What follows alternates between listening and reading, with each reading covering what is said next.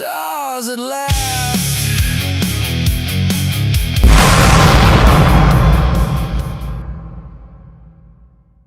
Sponsored by Spores MD for your personal mind-body wellness journey. Greetings, humans. We are live for another episode of Mars Disclosure Live on July the 26th. It is 4:07 p.m. where I am at in the multiverse. I just wanted to shout out anyone watching in the chat. If you're watching from a different part of the world than I'm at in Georgia, USA, let us know in the chat. We've got a international panel here today again for another episode of Mars Disclosure Live. And as usual, we're joined by my lovely co-host, Megan. Megan, are you excited to talk to Dr. John Brandenburg today? Absolutely. Can't wait. Let's go. Yeah, let's do this. I'm pumped up. The chat's pumped up. Edward Schlumpenberger, why are you watching from my channel, bro? I see you're watching from someone else's channel. Yeah, mine, because, you know, we all get to be friends, man.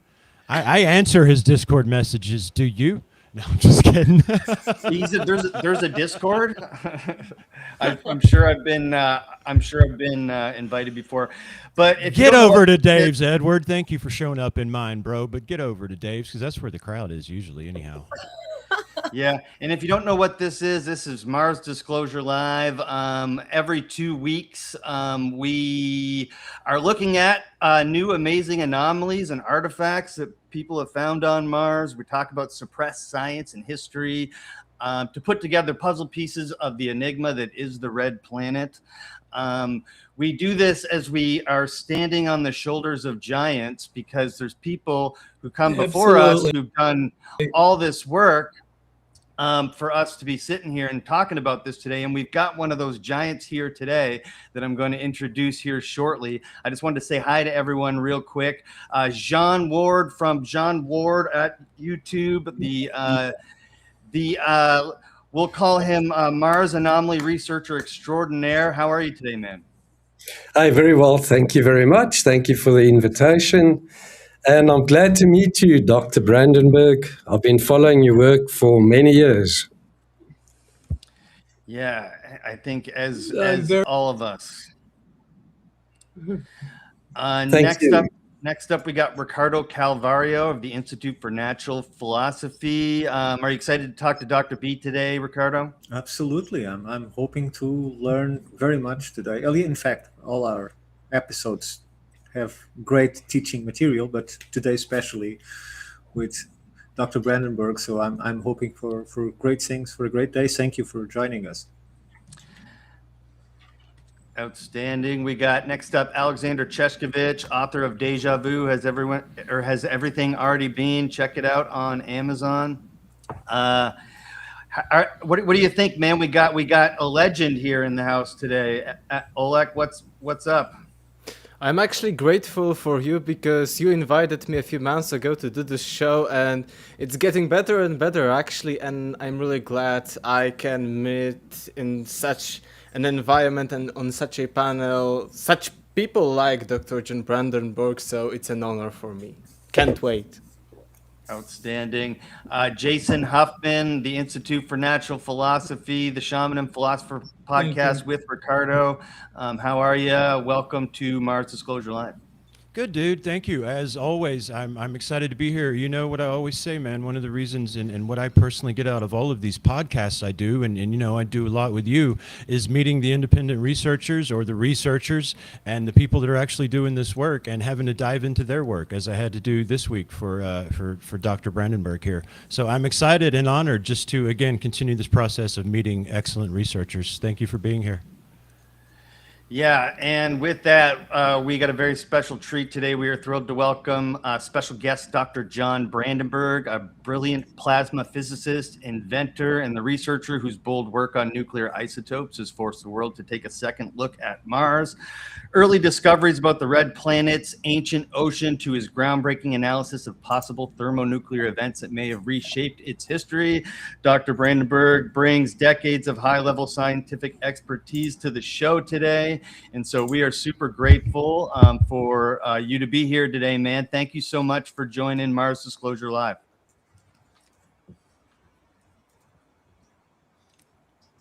We got a little bit of a delay with Dr. B, by the way. So just bear with us.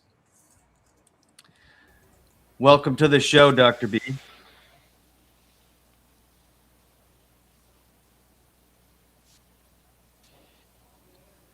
You think you can hear me? What do you guys think? Dr. Brandenburg? I think perhaps his audio. Right. No, he's listening. It's a long lag. How long are we talking? I don't know, but he seems to be watching. Dr. Brandenburg, can you please respond to this so we can see if you're active? There. Well, I'm sorry. It's do you have this kind of problem with other guests? Occasionally it happens, yeah. Okay, well, here's what I suggest. Dr. Brandenburg, I'm just going to give you a quick introduction, and then I'd like... Yeah, I just want to give you a quick introduction and have you say hi, and then we can turn your camera off to get your audio going. Is that okay? All right. Anyway, guys, what I had hoped here is that we could just go around the room and have you guys directly chat with Dr. Brandenburg, throw him some questions related to his hypothesis here. I'll call him on the phone in here just a minute and explain everything to him. So anyway, we've discussed Dr. Brandenburg's nuclear hypothesis on Mars. I've got some questions here that I'm going to throw to him, but I want to give everybody a chance to go around the room and talk about it. And then, as usual, at the end of the show, Jean's got a slideshow of cool stuff for us to look at. Let me, Dave, you just buy us a moment of time here. I'm going to just give Dr. Brandenburg a call and explain everything to him over the phone. Yeah, I can buy us some time. Let's just go around the room since we're all content creators. Jean Ward just did an episode on my show where he showed us some crazy stuff on Mars, to include some UFOs. You put out a video about the UFOs on Mars as well. How was that received, Jean? Yeah. It's gone absolutely viral.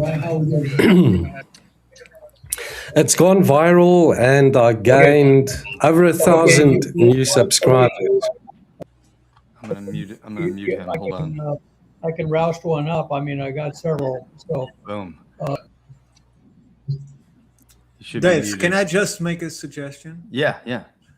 I suggest that this is what we try when things doesn't go through a computer, is just ask Dr. Brandenburg to click the link through his phone, and we won't have any single problem either with camera or with audio. Yeah, he's talking to him on the phone right now. Let's see how that went. Viral, you got 1,000 subscribers from that one, Jean? Yeah, just over 1,000 new subscribers as a result of that. Things are getting weird on Mars Video. Wow. That's great. We got John Brandenburg back here. Bravo. Okay, so Dr. Brandenburg, can you hear us? No, he can hear us, but I muted him. Sorry, Okay. guys, bear with us. We're good. He's unmuted now. Okay, Dr. Brandenburg, are you there?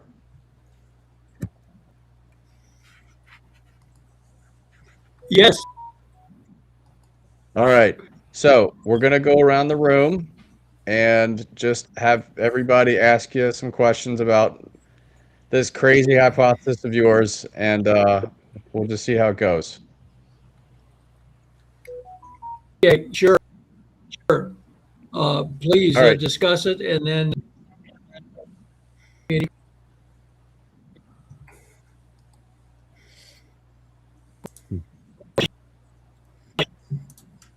Who wants to go first? What was Dave, Oh, well, I ask. In this, His audio is terrible. Is there any way he could think about clicking the link on his mobile phone? Is that too much to try to walk him through and then have him just come in mobile? Because I don't know about Streamio, but in Riverside, that pretty much always solves these problems if it's a possibility. Just send him an email with the link. He presses the link and he comes in, and that's it. Can you do that quick, Brian? we call him. Yeah. Okay, I just muted him again. Dave, I've got a technical question. Yeah, what's up? I'm monitoring my YouTube feed, and the video hasn't started playing on my side yet. Do you know what could be wrong? No.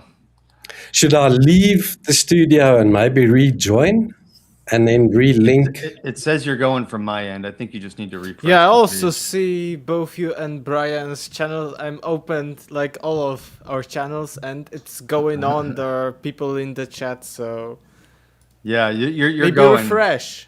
You're going. Refresh your page. It should be up there. Okay, Rube, mate. please, Lord, no tech gremlins today. Yeah, no. Well, we're getting Too the late, tech Rube. gremlins. Yeah, I can help you with that, Rue. So Brandenburg was an early proponent, starting in the 1970s, 1980s, of the idea that Mars once had a substantial northern paleo ocean, a view that was initially rejected, but it's now widely accepted in mainstream planetary science, which is why I said we're standing on the shoulders of giants today. Some of the more quote controversial work centers around isotopic anomalies in the Martian atmosphere and surface. That's one of the things we were going to talk to him about today. You guys may have heard of the whole Xenon 129. Martian atmosphere shows a significantly elevated ratio of Xenon 129 to Xenon Dave? 132. Yes. Okay, we're going to try something here. Okay.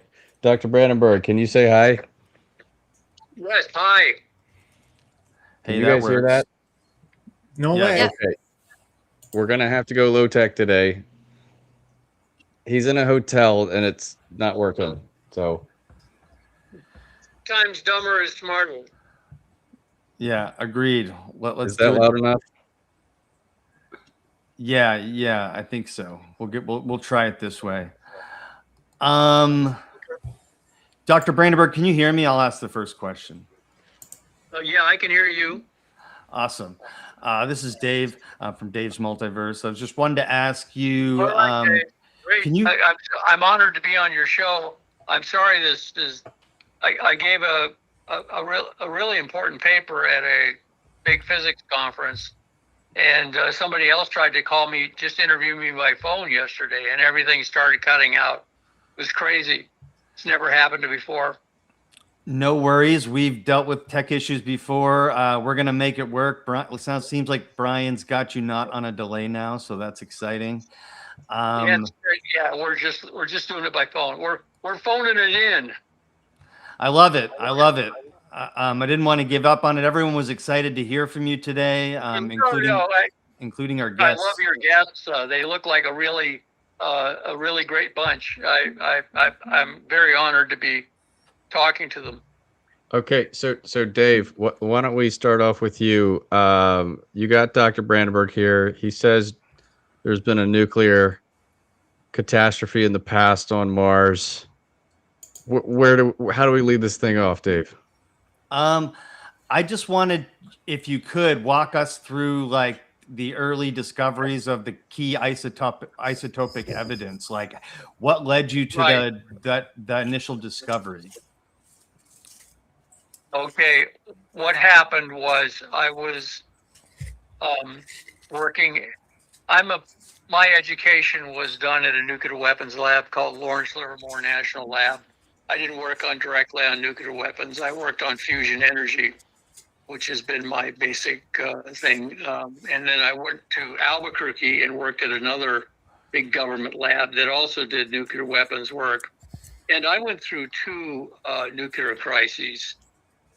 when we were there, and it was bad enough to be just an ordinary citizen and go through a nuclear crisis, but to be in a government lab like that, where you're kind of really aware of that. So I basically was looking for something to continue my career for. I really felt like just, I want to give up. I want to get out of here.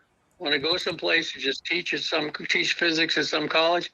And then I saw the objects on Mars. This is in 1983, right after the nuclear winter and what was called the Able Archer nuclear crisis. You can look that up on Wikipedia.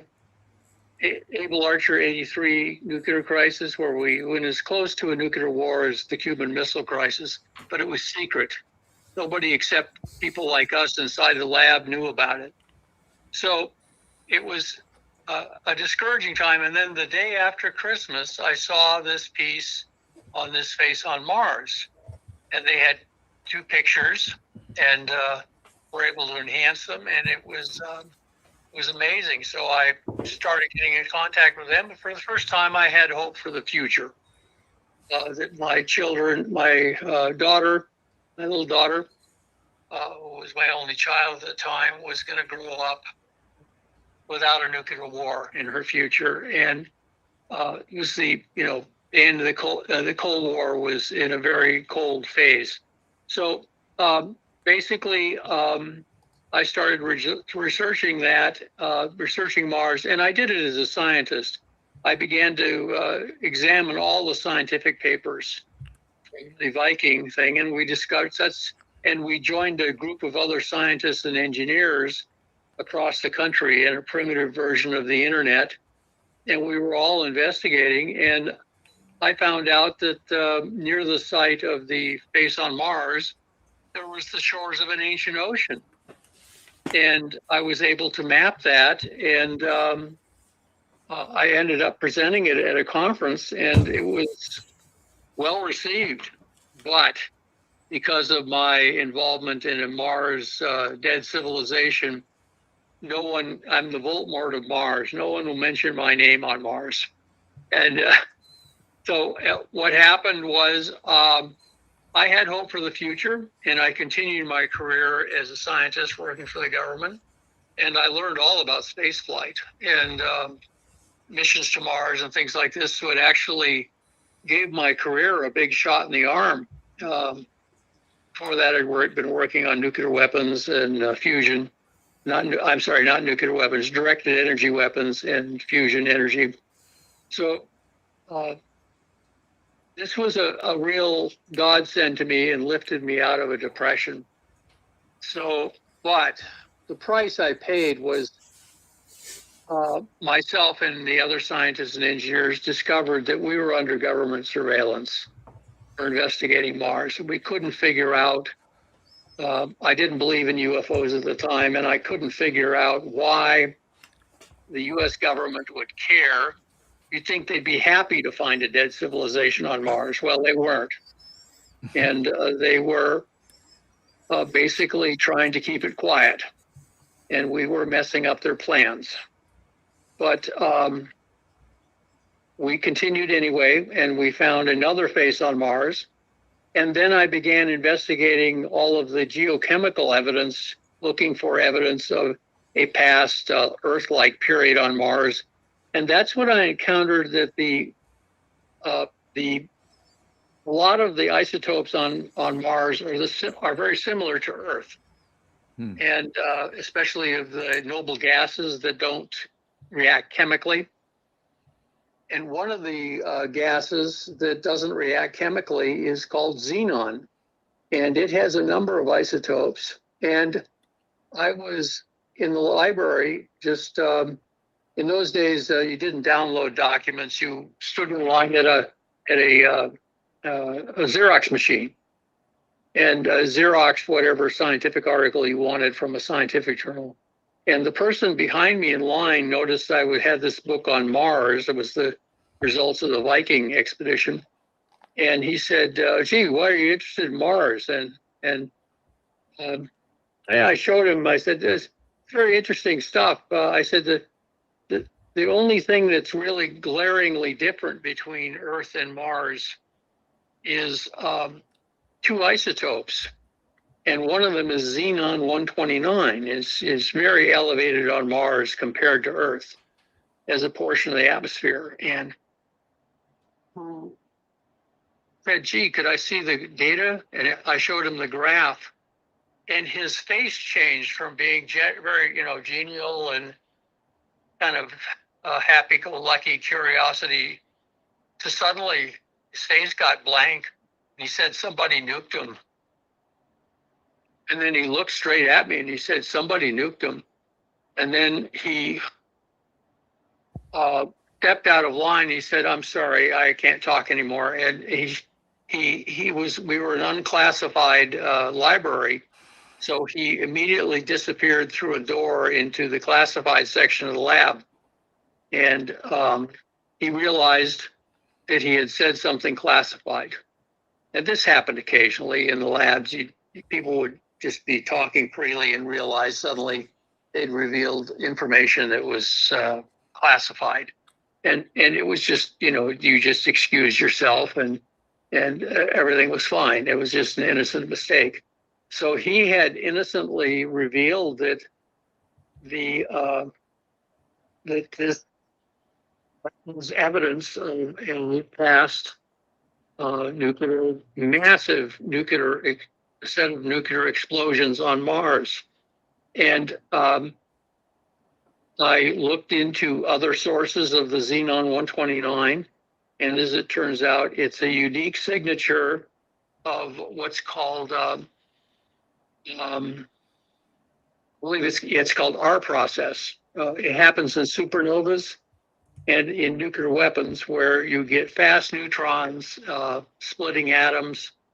And when they do that, they make this xenon 129 as kind of a signature of that.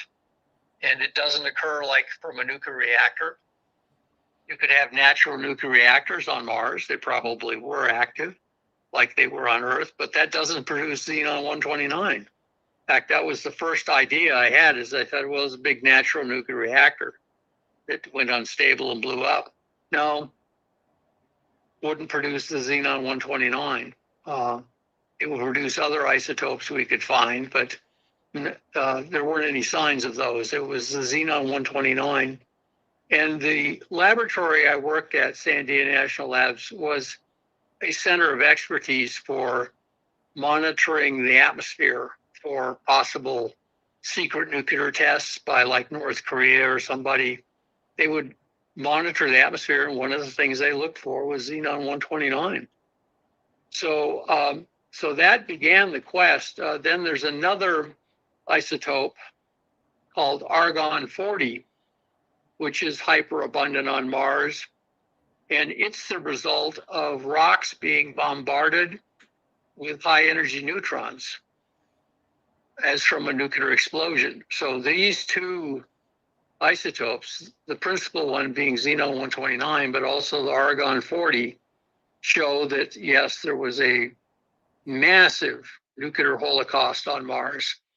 And we're talking hydrogen bombs as big as the Empire State Building being dropped from space onto Mars by somebody. And then we have also found, of course, sadly, the face on Mars indicating a dead civilization. So apparently that civilization, the best hypothesis we can make right now is that civilization was targeted from space by yet another civilization. I mean, it makes sense that if there's going to be one, if there's Earth is a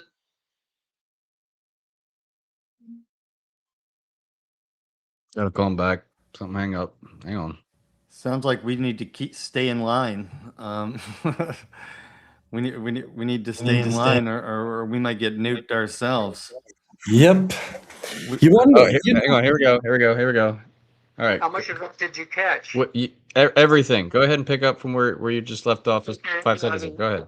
Sense that if we're a civilization in space, living in the cosmos on a planet, and there was another civilization on a nearby Earth-like planet. Mars was Earth-like; it had an ocean in its past, like Earth, and that means Earth-like climate. And then it makes sense that these two civilizations would not be unique in the universe.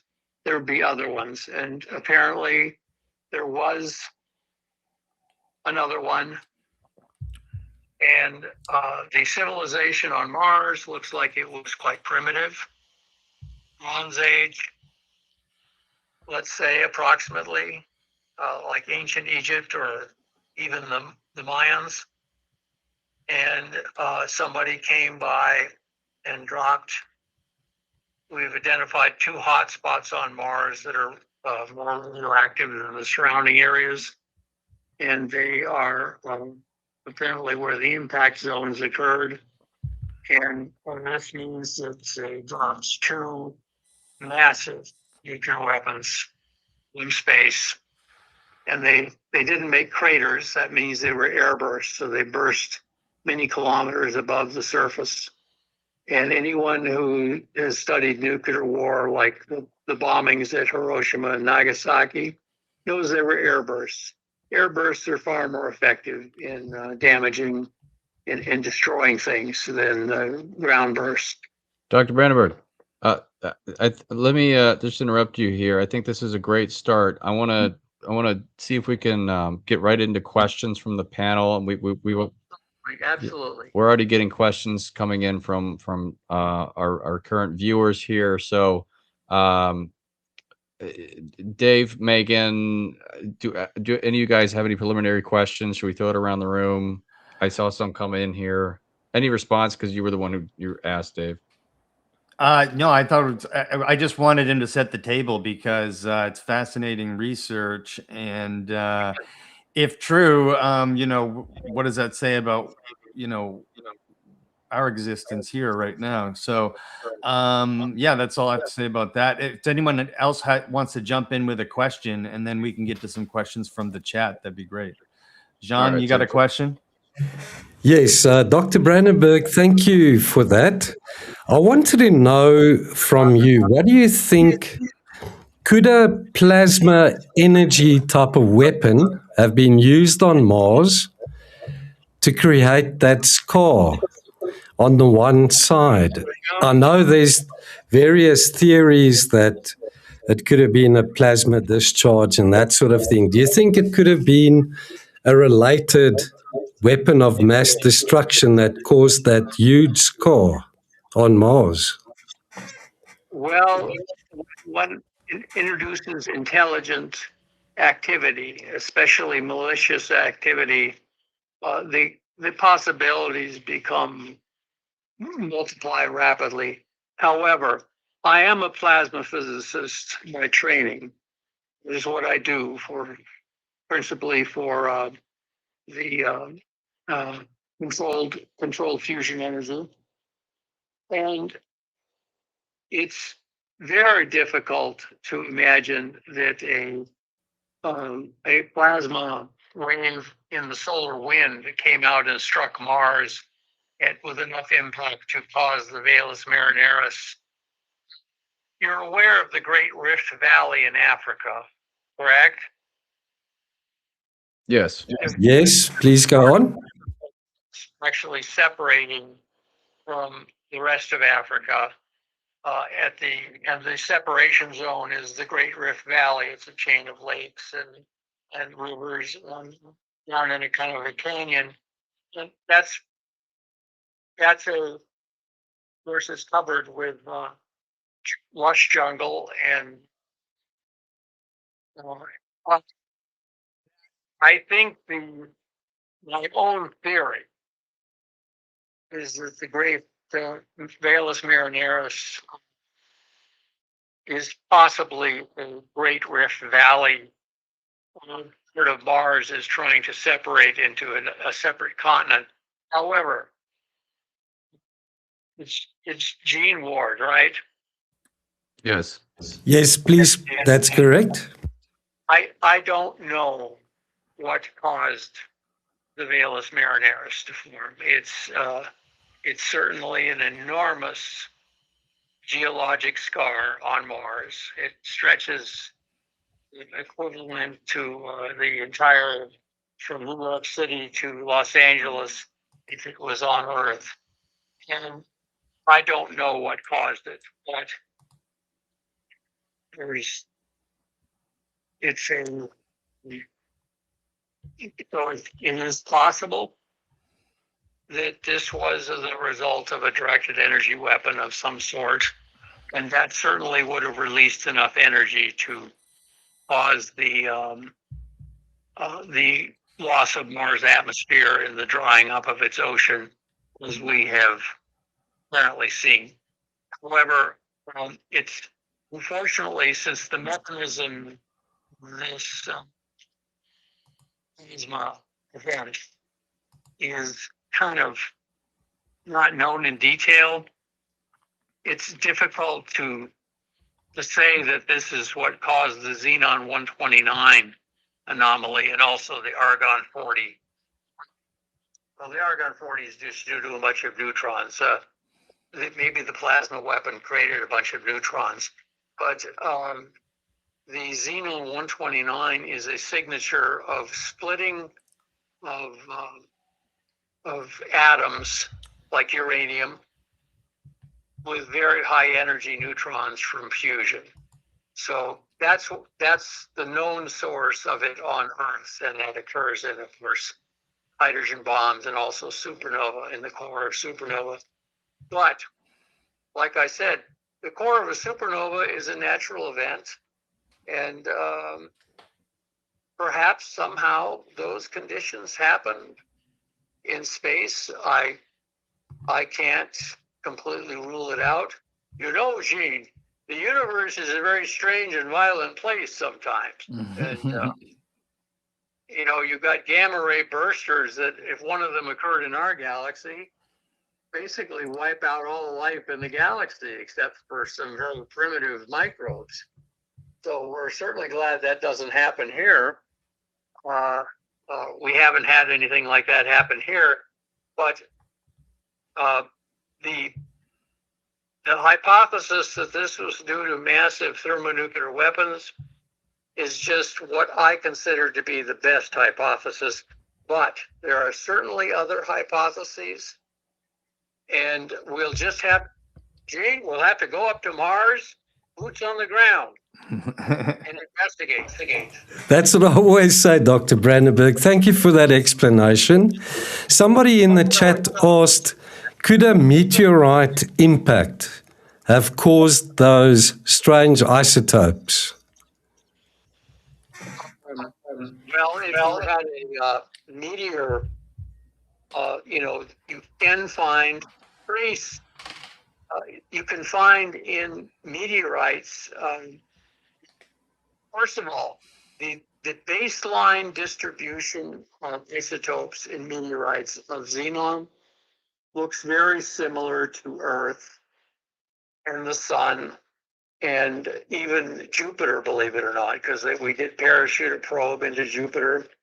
And if you take the carbonaceous chondrites, the primitive meteorites from the origin of the solar system, and grind them up, and then they don't see this xenon anomaly. You only see it in like isolated crystal deposits in some meteorites.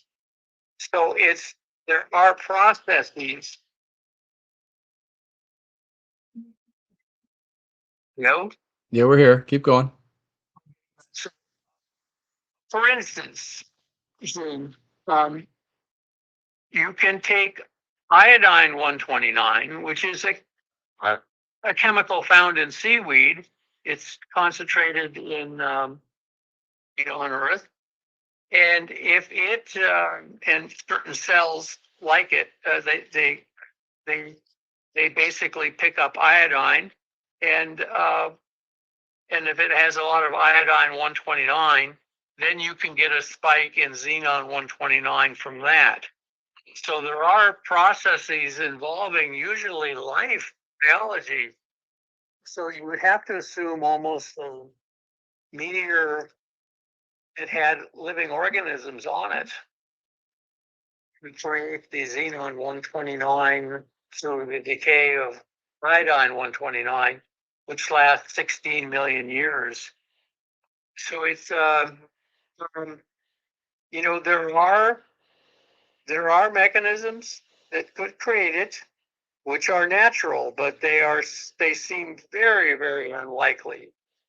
But I mean, there's no evidence that occurred anywhere in the solar system except on Earth in nuclear weapons, certainly a product of biology on Earth, and on Mars, where we don't know why they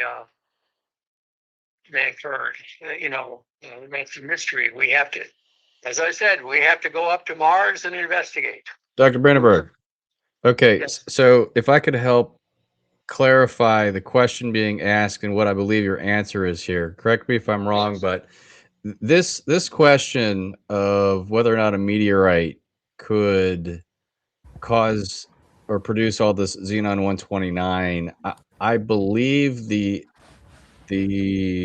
interest in the question derives from whether or not the impact could produce something like that. This is something that Avi Loeb has even asked, because when I talked to him about this, he says we have to make sure it wasn't meteor bombardment that did it.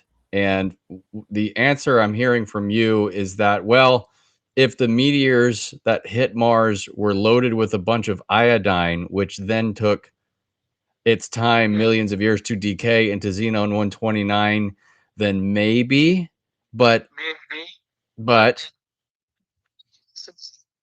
Simulate iodine only seen in biological systems. I'm just saying would have to be a meteorite very different from the kinds that are in our collection. because You know, Avi Loeb pioneered the investigation of this 3I Atlas thing from outside our solar system. That was a very strange object. There are parts of the universe that are a lot different than this place. So we can't rule it out. Xenon 129 is a natural product of the decay of iodine 129. The problem is that we don't see in our meteorite collections anything that is full of xenon 129. I mean, that has a large amount of it in there. yeah, Everything else looks very much like Earth, the Sun, Jupiter. It's called average carbonaceous chondrite global gases, and so it is possible, but it seems it's possible, but there's no evidence that it occurred on anything more than a few fragments from the interior of meteorites in our collection, much less the entire planet atmosphere being shifted with xenon from 29. So it's certainly possible, but there is no evidence that it occurred on that scale. okay. Any situation that we have been able to examine. The only place you see it is on Mars in its atmosphere. Yeah, Dr. Brandenburg, thank you. Ricardo here has a question for you. Yes. Thank you, Brian. Dr. Brandenburg, considering, if I understood correctly, you said this might come from algae. Is that what you said? No, I said it may have come from another star system with conditions vastly different than here in our solar system. Yes. We've had an interstellar visitor, 3I Atlas. Sure. But I was trying to connect that was a very strange object. And my own belief, which I share with Avi Loeb, is that based on the data, this thing looks like it was an intelligent probe. Sure, like Oumuamua, the same thing. In fact, Oumuamua had more evidence to it than Atlas, but in my perspective. But Who would have such evidence? sorry. You were asking who would have such evidence if it existed? No, I'm saying that before Atlas, we had Oumuamua, which was even stranger. Oh, yeah, but Oumuamua, we didn't have as long a time to see Oumuamua, and it was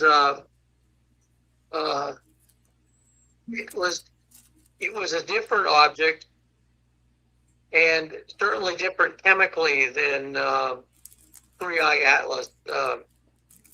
And of course, Oumuamua flew right past the Earth and sped up, in fact, as it was leaving the solar system. So it, Correct. like 3I Atlas, it looked like it was an artificial probe, but its properties were very different. Sure, life is very different across our planet, across the universe, most likely. So you'll have several sources for different types of lives, and according to the planet chemistry where it impacts, or moons, and what that planet can sustain. So the premise for my question was completely wrong, because I thought you said that this compound could come from algae, and if we had Mars with an ocean, well, there you have your algae within the ocean. So, but I take the opportunity to ask you this. Yeah, we pronounce it in America algae, and yes, well, there's iodine that's concentrated in bird droppings, and they feast on fish, so that you have biological systems that concentrate the iodine, and the fish eat the algae and keep the iodine and excrete everything else, and then the birds eat the fish and keep the iodine and excrete everything else, and then the birds nest, and of course their droppings then are enriched in iodine, and that's the source of the iodine deposit in the Atacama Desert on the Pacific coast of South America. So it's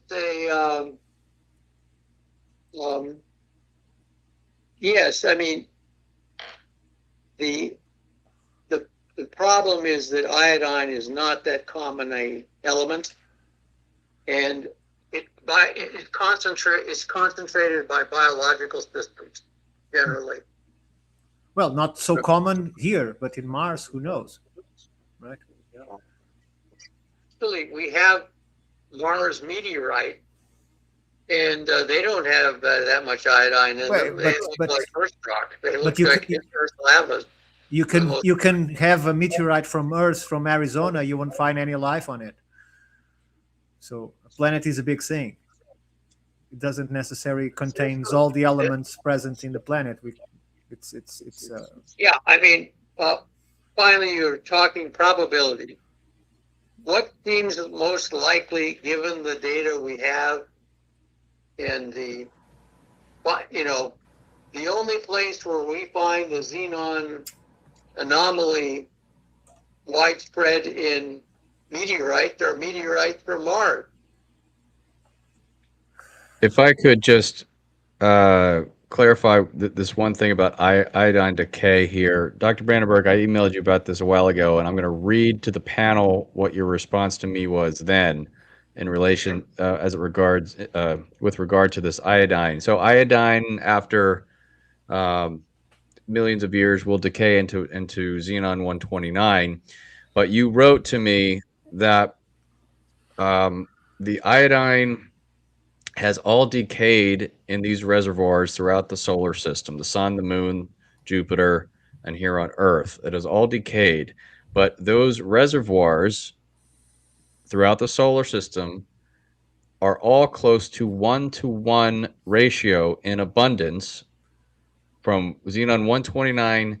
It is the ratio between xenon 129 and 132. They're all close to 1-to-1 in all these locations.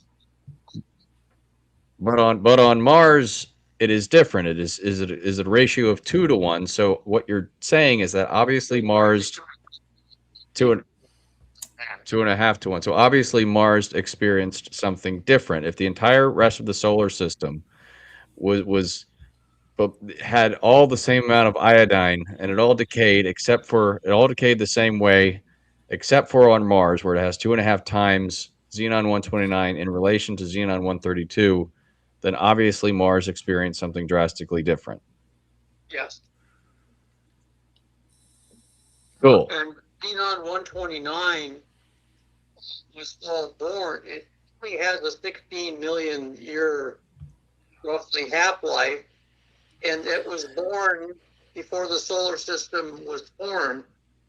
So it decayed very quickly after the formation of the solar system. It didn't hang around.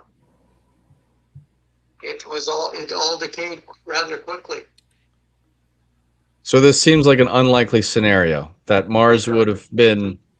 Seems very unlikely. Yeah. Right. Even things as strange as this discovery on Mars, you can stand back and say, well, we have data on this particular isotope, and we even have meteorites from Mars that have this isotope in them, and meteorites also from elsewhere, and it confirms that this is a highly unlikely event. It's just very different than anything else in the inventory of samples that we have, and of course the probes data that we have. And so there you have it. You could still, even if something is strange, you can still calculate some kind of probability based on, since the strangeness is built on data, you can look at the data and as a whole picture and calculate a probability based on what you see. Thank you. Okay, what's our next question here? Jason's up. Doctor, thank you very much for taking the question, Jason Huffman here. Yes. So I realize you. Here, talking to Yes, all. sir. Thank you. Same. I'll try to be brief, and it may be a twofold answer for you. I realize you're a scientist, and I'm going to stray from the realm of data for just a second, and I'm going to enter the realm of conjecture and supposition on all of our parts. Well, But- we all like to venture into that territory. We do, You know, and what I've most loved about it, or most personally enjoyed about this Mars panel, is thinking about and pondering what that means for the story of Earth, for the story of humans, and you with this theory of nuclear explosion, which one automatically sees civilizations or something behind. I'm wondering if you yourself, in any way you like to talk about publicly, have thought about this and have thought about what that means for the human story, and then more specifically, what a potential nuclear destruction on Mars might tell us today. What lessons might we here on Earth put to use from this theory? Thank you, sir. Well, yes.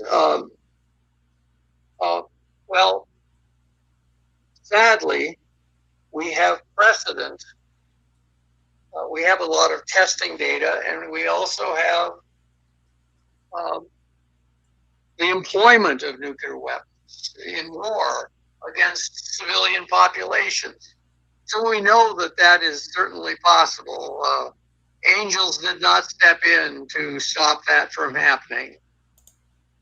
It happened. And So what we have on Mars is something of mind-numbing scale compared to Hiroshima and Nagasaki, but it is still of the same character, and so there is unfortunately precedent on Earth for the bombardment of defenseless the civilian populations with nuclear weapons, and so as far as what does this tell us about the present age? It tells us, and I'm going to quote I have a Hollywood agent I work with because of a movie project we're doing, and his statement is "as above, so below." In other words, the Earth and its people and its history, good and bad, is not an aberration on the cosmos. We are part of its fabric. In other words, genocide has occurred on Earth, and it occurs elsewhere in the universe. People like to think that people from outer space would be inherently of higher moral character than people on Earth.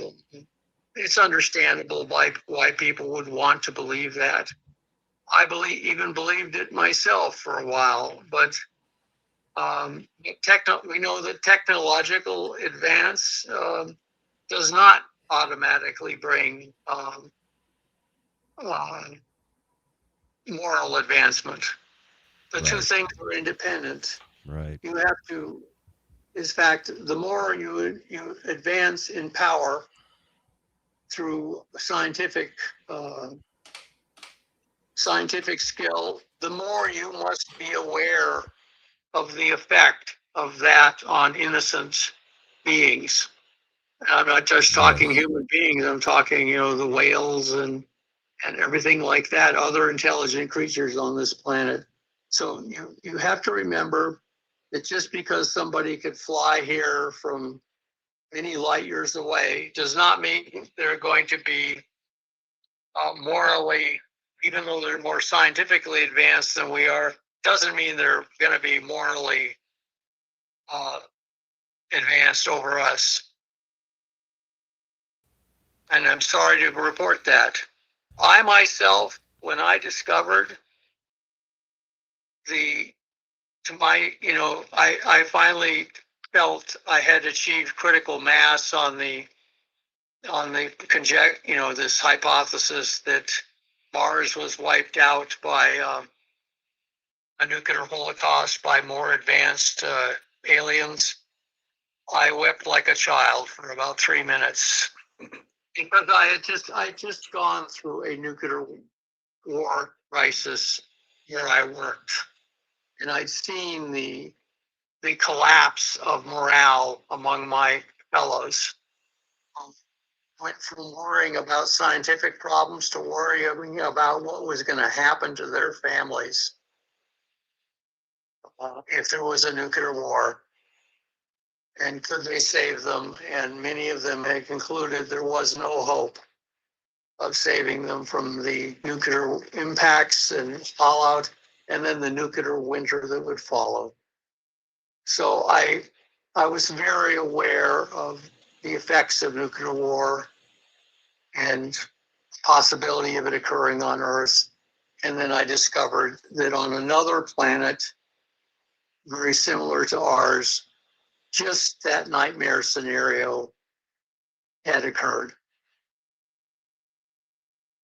And so I basically just had to get a grip on myself and say, well, ultimately,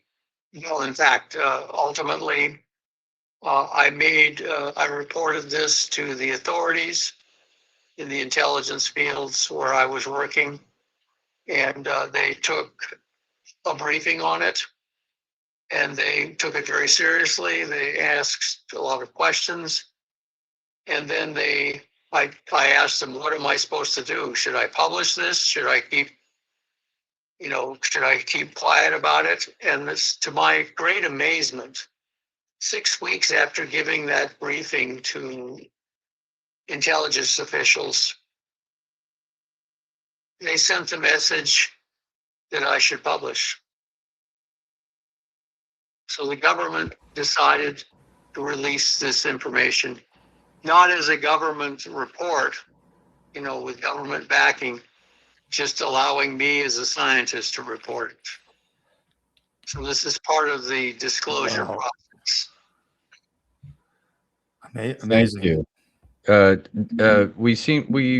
Thanks, Dave and Megan, for putting up some of the questions here from the chat. I been doing my best to try to copy some down so we can revisit these. But before we get into some of those, does anybody else here in the room have any follow-up questions? Oleg, give Oleg a chance. Yeah, we got a question. Another question here, Oleg. Yeah. Yes, I have a question, Dr. Brandenburg, about the supernovas, because if we even take into a possibility that it was caused not by a nuclear weapon, but by a supernova, wouldn't the same results in this ratio of isotopes be visible in other parts of the solar system? Because the supernova isn't like a weapon going straight only to the Mars. The effects of that would be also around the Mars, of course, maybe on Earth or maybe in the other parts of the solar system. So I would like to maybe have some thoughts about the supernova stuff and why it's only on Mars, and isn't a debunking of supernova idea if it's only on Mars and not around in the solar system. Oh, well, to me, this, you could say, well, there was the physics of a thermonuclear weapon and the physics of a supernova are very similar. And it uses it's a physical process called R process. So, yes, you could have had a miniature supernova on Mars, and because if it was caused by a supernova, it wouldn't have affected just Mars. Every planet in the solar system that had survived would bear these same isotopic imprints. But no, this was very limited to Mars only, and that another indication that it was artificial, because to trigger a supernova, you need a very large, massive star.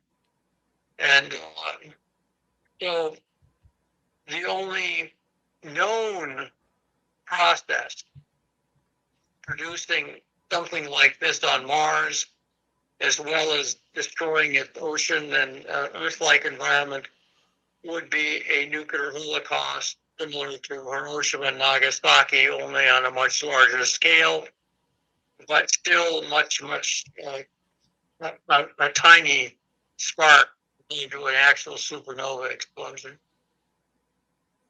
Thank you. Exactly, that's what I thought about this idea, because plenty of people see different explanations, but when you analyze, it's like only on Mars, so it was directed at Mars and not like a random event in the solar system. You can see signs that the Earth solar system itself was formed by the residues of a supernova.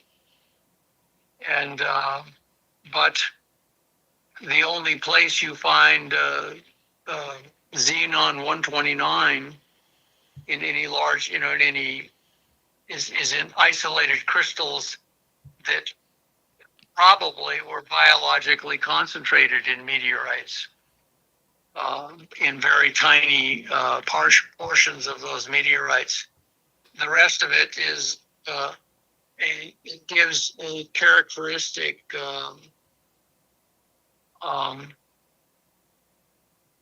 it's the core of the super.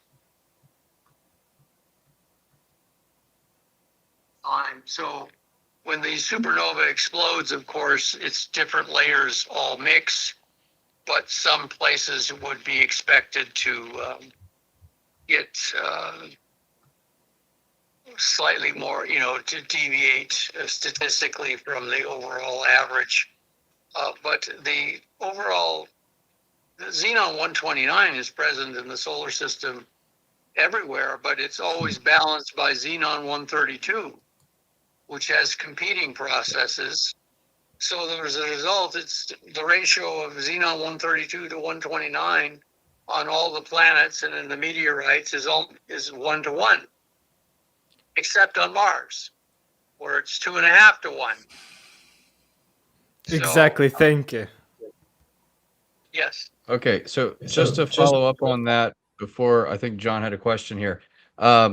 There's a question that came in from the chat from Ricardo Petrazzi. Similarly, if we're not looking at a supernova as being a candidate for the explanation here, what about a coronal mass ejection or something else called a micronova? Could either of those be responsible? Please define what a micronova is. It's something. It's an emerging science, but I think it is. It is. It's not quite a supernova.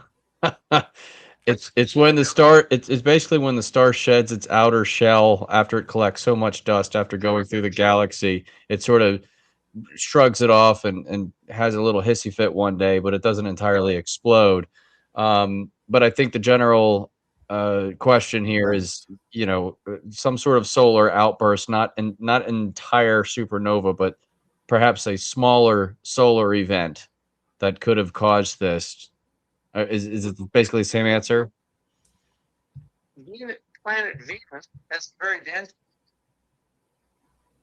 Xenon 129 132 ratio is the same in Venus, and it's closer to the sun.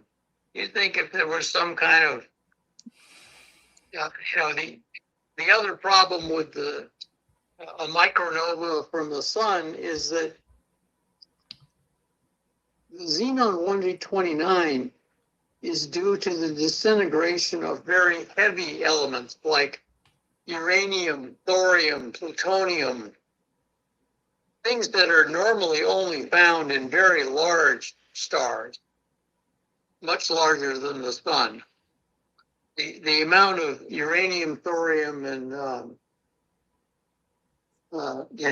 plutonium in sun is almost vanishingly small compared. The sun is basically hydrogen and helium, and and with some oxygen thrown in, that's the only. Those are its major constituents. The atoms, the nuclei that would have to split to form the xenon 129 are just not present in the solar atmosphere or solar interior, because the sun is constantly mixing its outer layers with its inner layers. That's why the sun is a very turbulent object. So as far as a coronal mass ejection, we've not seen the coronal mass ejection can certainly disturb the atmospheres of planets, but it looks like the aurora. These disturbances, because the coronal mass ejection goes out and expands into space, by the time it reaches out to Earth and Mars, it's very, very thin. It's almost no pressure whatsoever. So it basically just creates an electric plasma display. But there are no known instances where, like, an aurora has blown a big crater in something. It's just way up at the edge of space and makes beautiful displays, but it's not. It doesn't seem to have any great destructive power at all. Maybe it disrupts weather, but that's That's a low temperature. It's a disturbance of a low temperature system. It doesn't make any nuclear reactions. Got it. We've got a couple questions. John, did you have a question? And then I think Ricardo. Yeah. Dr. Brandenburg, I've got a question that is in a different gear. In your documentary with Brian, in the documentary with Brian, you show a formula of alternate propulsion and how it can reduce the weight, I think, of spaceships or objects. And I'd like to know, what do you think about the recent Department of War release of these UAP disclosure documents and videos? Do you think those craft could be ours employing this alternate propulsion technology? Well, there's always that possibility. However, I tend to find that the most reasonable explanation for like the Roswell incident story was extraterrestrials and their technology. I don't. So I believe that the U.S. government has been able to basically copy or reverse engineer, gravity control through electromagnetism from these crashes. But that's the details of that are very classified, and I have never been read into that program. So I do my own theoretical on it, but I don't know of. I can't point to any unclassified reports saying that. Well, actually, I know the government has announced we can control space and time. It has said that. And but I don't know of any, I don't know of anything else to, aside from,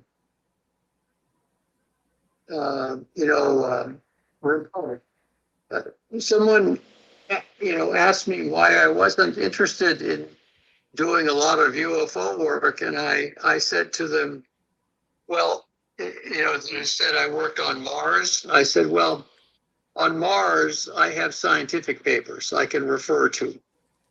And, we have a lot of published work. In ufology, we have only reports.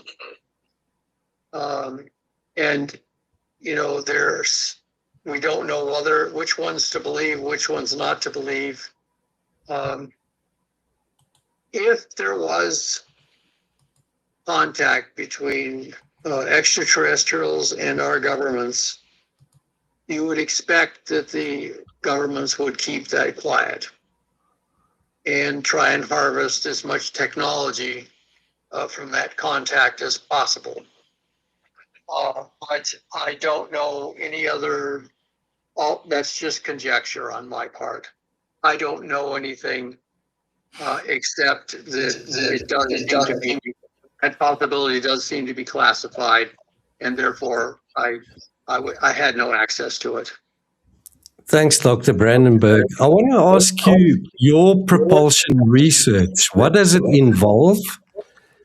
And what sort of potential technologies can be made using your propulsion research? Well, my career has basically, Mars was a little bit of a side trip for me, a unintended train stop. But the major focus of my career has been plasma physics or fusion energy, but also to continue with Einstein's great quest. Einstein's last quest in physics was to unify the two long-range forces of nature, gravity and electromagnetism.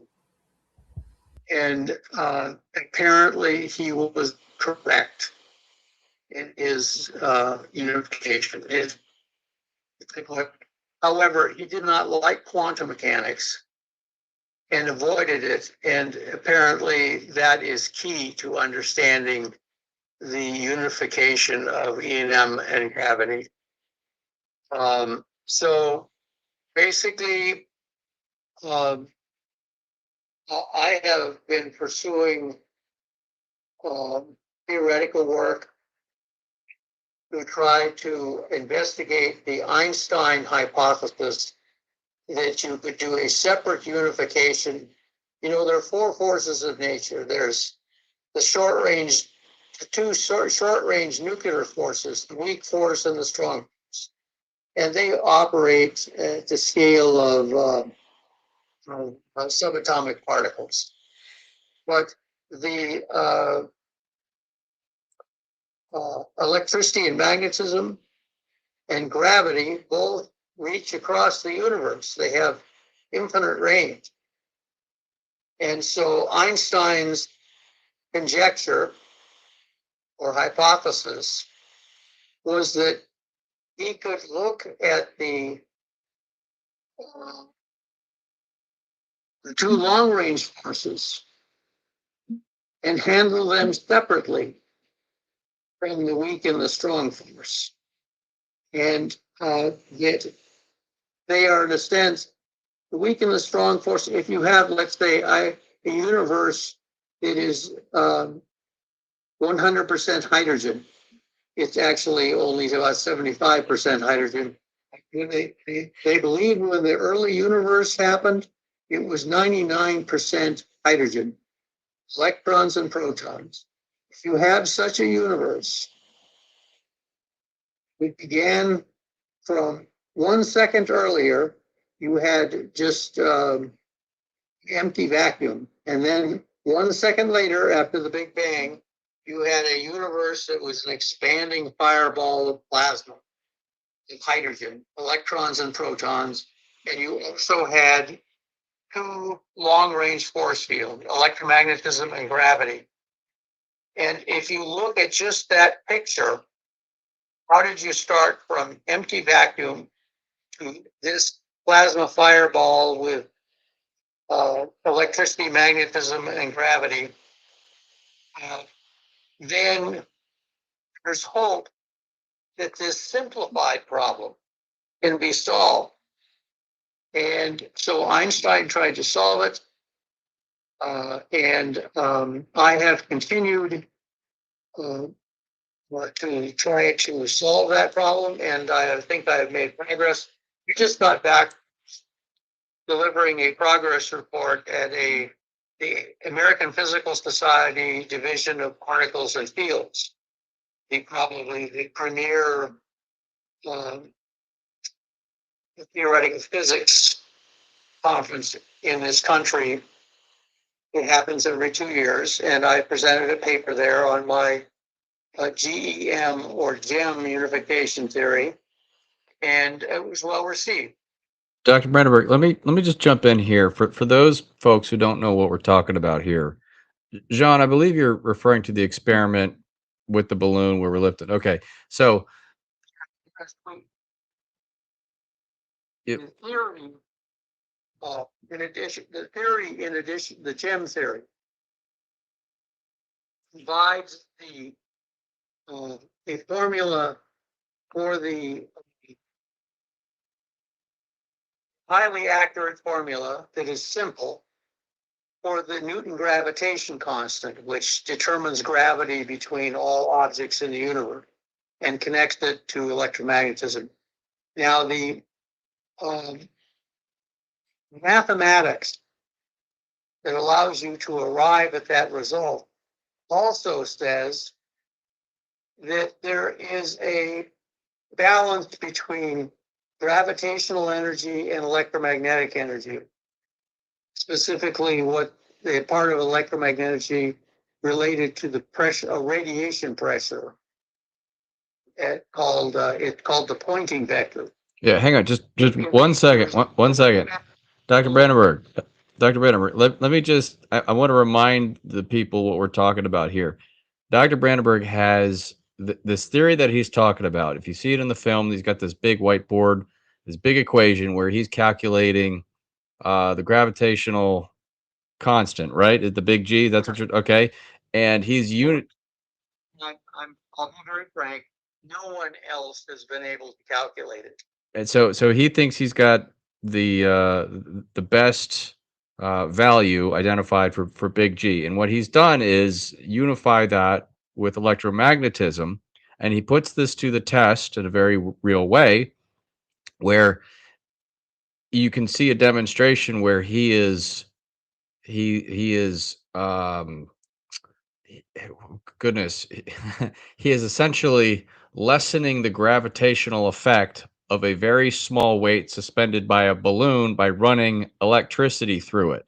And I don't know about you guys, but to date, that's the only thing I've ever seen it's the only real life demonstration of anti-gravity I have ever seen. Now, it is just a small weight dangled by a balloon, but these folks are talking about 0-point energy all day long. No one has yet produced a video that shows even just this much.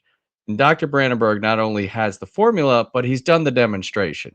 So I think what John's question is it possible to scale this up to try to launch rockets off of Earth using your equations and using this principle, something like that? Yes, I believe it will be possible, and that you will not only see it, you will ride in it. So instead of kerosene, instead of liquid natural gas and liquid oxygen, you will be using electric power. And the other part of my work is, of course, to harness fusion power to provide the power to power such a rocket. So I do believe it will be possible to do this. Okay. We have some more questions. Ricardo, did you want to, I know you had a question a little while ago. We have a handful left more, so maybe we could try to do a lightning round after Ricardo's question. Here we go. Thank you, Ryan. Dr. Brandenburg, considering the unique factors that you talked to us about Mars, and considering that apparently and allegedly Mars is just next to the only planet we know has been converted into an asteroid belt in our solar system, and we are talking about catastrophes, do you see any possibility of both of them are somewhat related?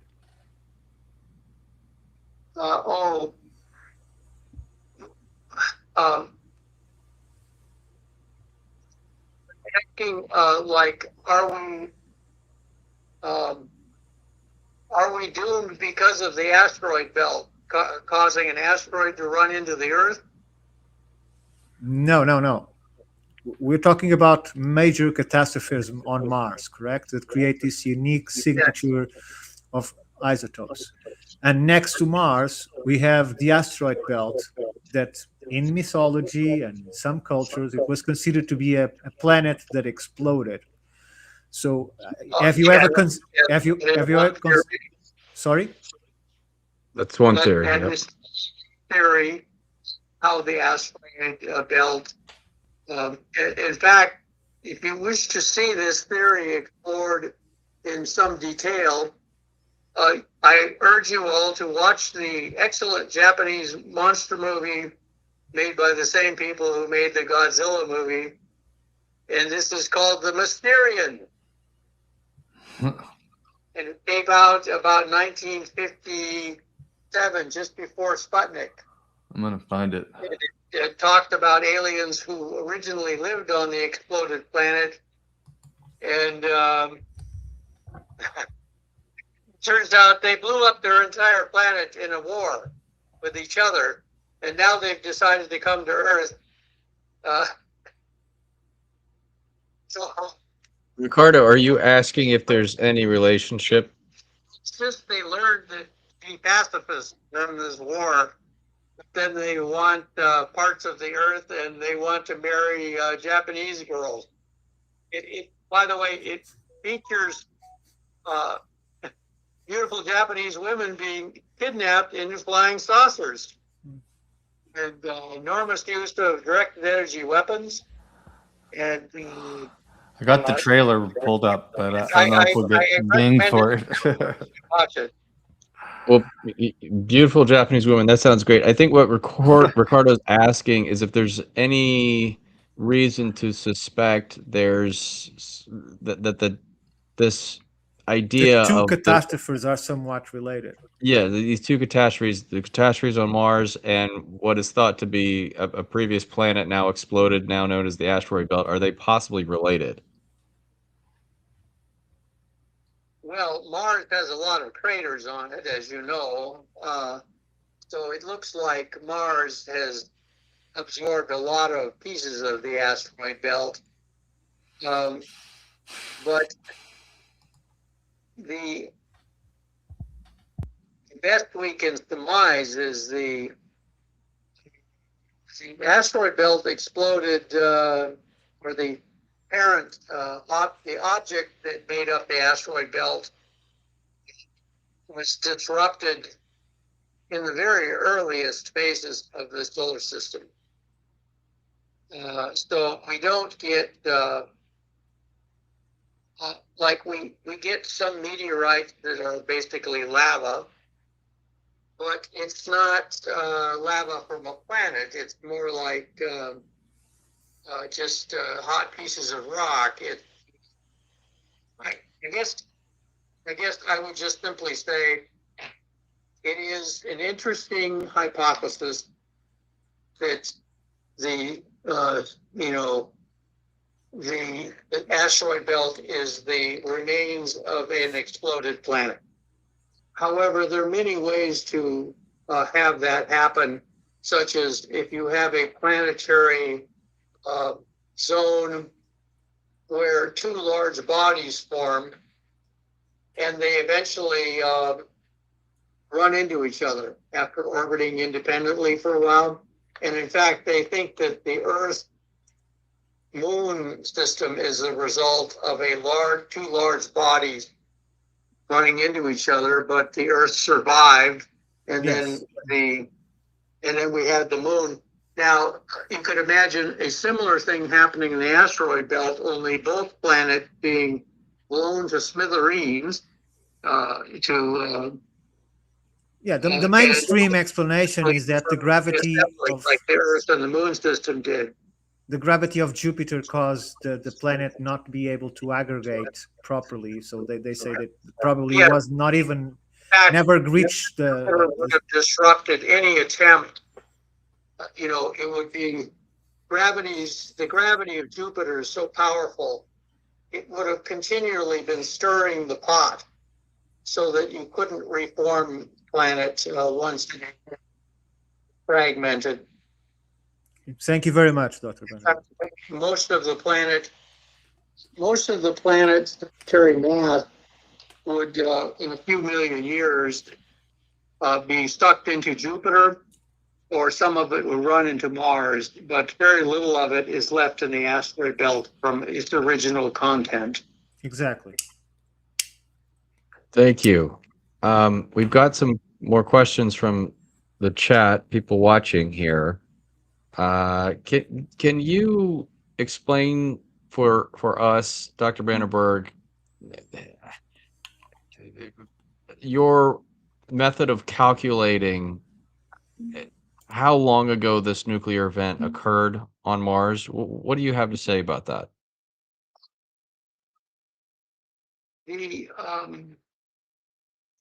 The rocks on Mars seem to show evidence of a intense radiological event, bombardment by neutron.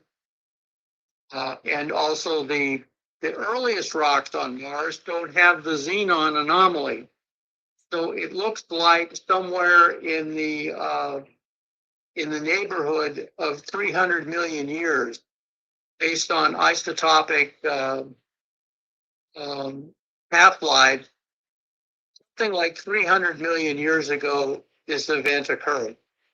It did not occur recently on Mars. It was roughly the same time as the Cambrian explosion on Earth. It produced a wide variety of very strange life forms. Okay, cool. It's Panspermia right there. It shows. Let's And data. as it relates to Mars, the weakened electromagnetic field, Mars's weak magnetic field. What did this nuclear event somehow cause that? Was that how was that related? Where was that on the timeline? And is there any connection there?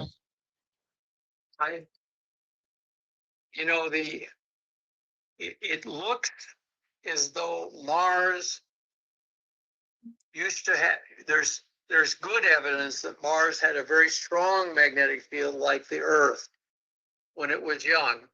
However, that is powered by having a liquid metal core. And what happened on Mars was that Mars cooled off more quickly than the Earth. The Earth still has a hot metal core, but Mars is only one eighth or less. It's like 1/10 of the mass of the Earth, even though it's half the size. The mass goes as basically Earth and Mars are made of basically the same kind of rock, so you have basically 1/2 to the third power less material to work with, and that means Mars would have cooled off quicker. So it looks like Mars' core cooled off more quickly and froze finally, and that's what ended it in this magnetic field. But having an enormous two enormous nuclear explosions probably did not help. Mm-hmm. It created an enormous magnetic disruption that could have reached actually into the core of Mars and kind of scrambled things. So it like Answer is it looks like Mars lost its magnetic field basically because it gradually cooled off quickly than the Earth, but there could have been other events that contributed also to this. got it. Rue in the chat asks is asking about atmospheric ignition, which is this whole Oppenheimer moment we talked about last time panel. You had mentioned to me a while back something about the nitrogen 15 content as being another signature, another nuclear or another isotopic signature for atmospheric ignition. Can you expand on that a little bit?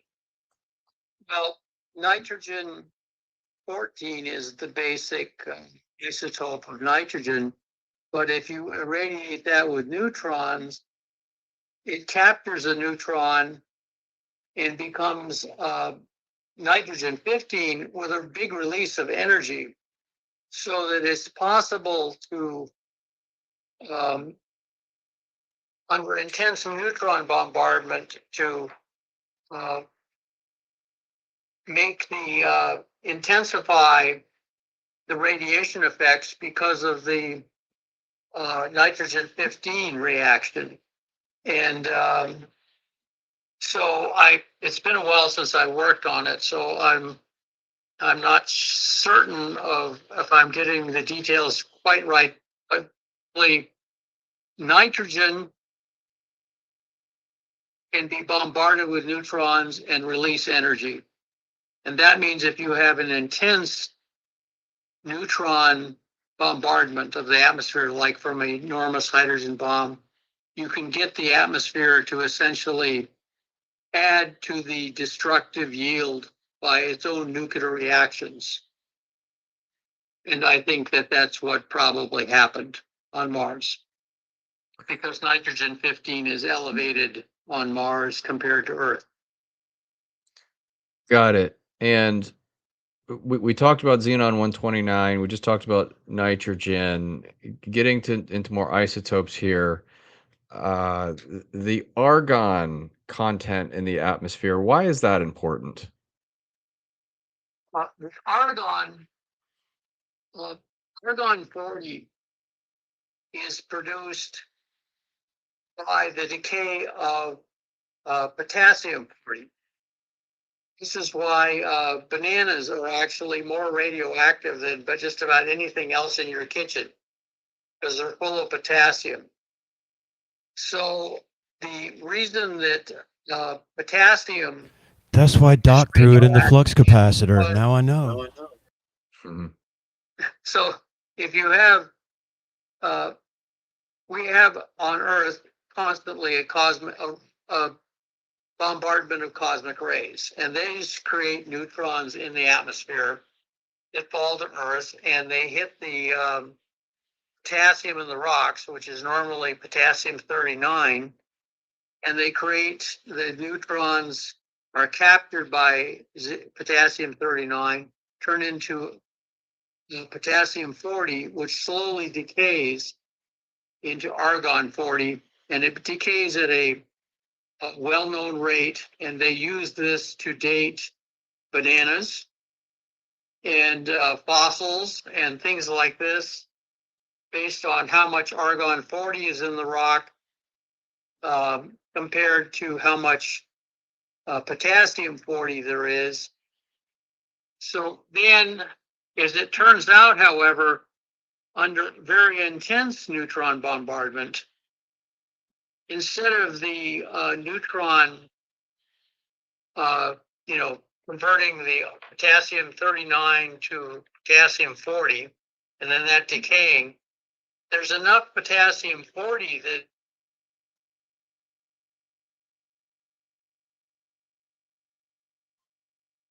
Hang on. Call him back. Thanks, guys. No worries. You're the true hero, Brian, of today's episode. Yes. You're the everyone's saying it in the chat. He's got strong hands. Brian needs to get workman's comp after this episode. No, he's getting leveled up. The dungeon master is leveling him up after this one. Yeah, we cut off there, but try again. it is possible under intense neutron bombardment, like in a nuclear explosion, to make argon 40 instantly rather than letting it slowly decay from the potassium 40. So that's how you get a large amount of argon 40 quickly in geologic time. You just set off a nuke. And Mars is known to have large amounts of argon 40, despite having less potassium in its rocks than Earth. So it's so that's yet another piece of evidence that an enormous radiological event occurred on Mars. Okay, and just another thing about isotopes here, the xenon 129 is produced by supernova as well as thermonuclear weapon detonation, but not just any thermonuclear weapon detonation. As I understand it, it requires the use of thorium, which is interesting because we have these hotspots on Mars, which are thorium radioactive hotspots. And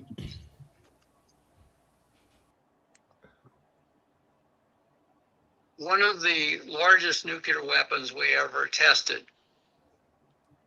and I do not know the technical details on this, they're classified, but it was announced that the largest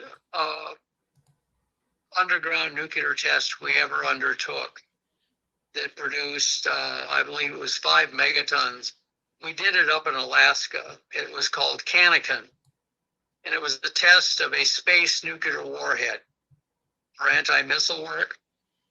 And we know it included a lot of thorium because the government said it did. And so apparently thorium enhances the neutron production. The xenon 129 is fairly insensitive to between thorium and uranium. Both of them produce xenon 129 when split by very high energy neutrons. However, the thorium, and you can look this up on the net, it's not classified, produces a lot of neutrons when this happens, much more than uranium. Uranium produces, like, if you split it with a high energy neutron, produces 2 to 3 extra neutrons. But thorium apparently produces 6 or 7. It's an enhancement. Well, you've all heard of the neutron bomb. The neutron bomb is specifically designed to make a lot of neutrons. And one of the applications of that was to shoot down other nuclear warheads in space, like they tested at Amchatka. But I don't know that for sure. All I know was the space nuclear warhead included a lot of thorium. Right. And for those of you who are interested, there is some dramatic film footage online of this Canakin nuclear test where they bury this nuclear weapon and they detonate it and the whole ground lifts up like 10 feet. And it's ridiculous. As far as It's quite fun too.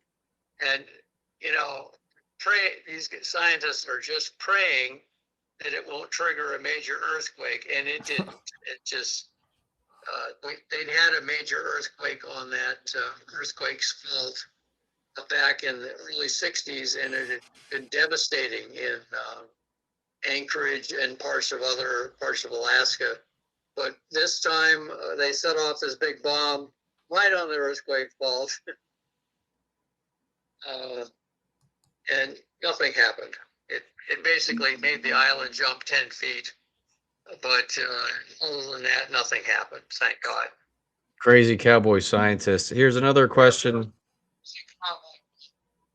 Science. Right. It's way to describe. So we have a question from the chat from Antonio. He's asking how much xenon is on Earth. Antonio, I'm just going to answer this. Antonio, there's Brandenburg's paper is, you can find it on the Blue Planet Red website. You can read all the data for yourself. It compares what Mars has versus what Earth has. You can go see it for yourself. It's kind of hard to explain it right now. But I want to go back to what certain scientists will try to explain when they try to explain how Mars has so much xenon 129. They will say it's a natural reaction, and they will point to this event that happened in the country of Gabon millions of years ago, this uranium mine, which I think you looked into. And can you just go over that again and why you ruled that out? Well, yes, there were uranium deposits that were very concentrated, and they're still there, but they formed millions of years ago by bacteria. Some bacteria liked uranium, so it gathered all the uranium it could out of the groundwater. Now, what also happened was when they mixed all of this, you had all of this uranium in the rock, water, groundwater soaked into this rock, and it produced a natural nuclear reactor. And the natural nuclear reactor needed water to run because it used slow neutrons the neutrons are slowed down by the water, which makes the most effective splitting atom. And so the water would soak into this rock. The uranium would form a natural nuclear reactor and get hot, and then it would drive all the water out because it was hot. And then it would cool off because it would shut down the nuclear reactor. So the nuclear reactor proceeded roughly 100,000 years just as a series of nuclear hiccups. And but slow neutrons, which is natural nuclear reactors, or even the natural nuclear reactors we use for generating power, don't make xenon-129. It's only fast neutrons that are produced in nuclear weapons that do that. And this is the difference between S process and R process. Yes, this is the difference between S process means slow, R process means rapid. It had to have been an R process on Mars. Got it. Another sort of conjecture. There's another program that uses very fast neutrons in nuclear reactors, and it's to make plutonium for nuclear weapons. And that produced not as much xenon-129, but it did produce a lot more a normal nuclear reactor. And that produced a lot of xenon-129 in the Earth's atmosphere because they were making plutonium because of the big nuclear arms buildup of the 50s and early 60s. Got it. Earth, xenon-129 actually changed over time to become more to be more rich in xenon-129. It's not a big change, but it was a change, and it was caused by a nuclear arms buildup. Okay, great. We're going to start wrapping it up here, but one last question from Antonio from the chat. He was asking, and this is more of a conjecture question. He's asking, is it possible that there were any survivors from this event? I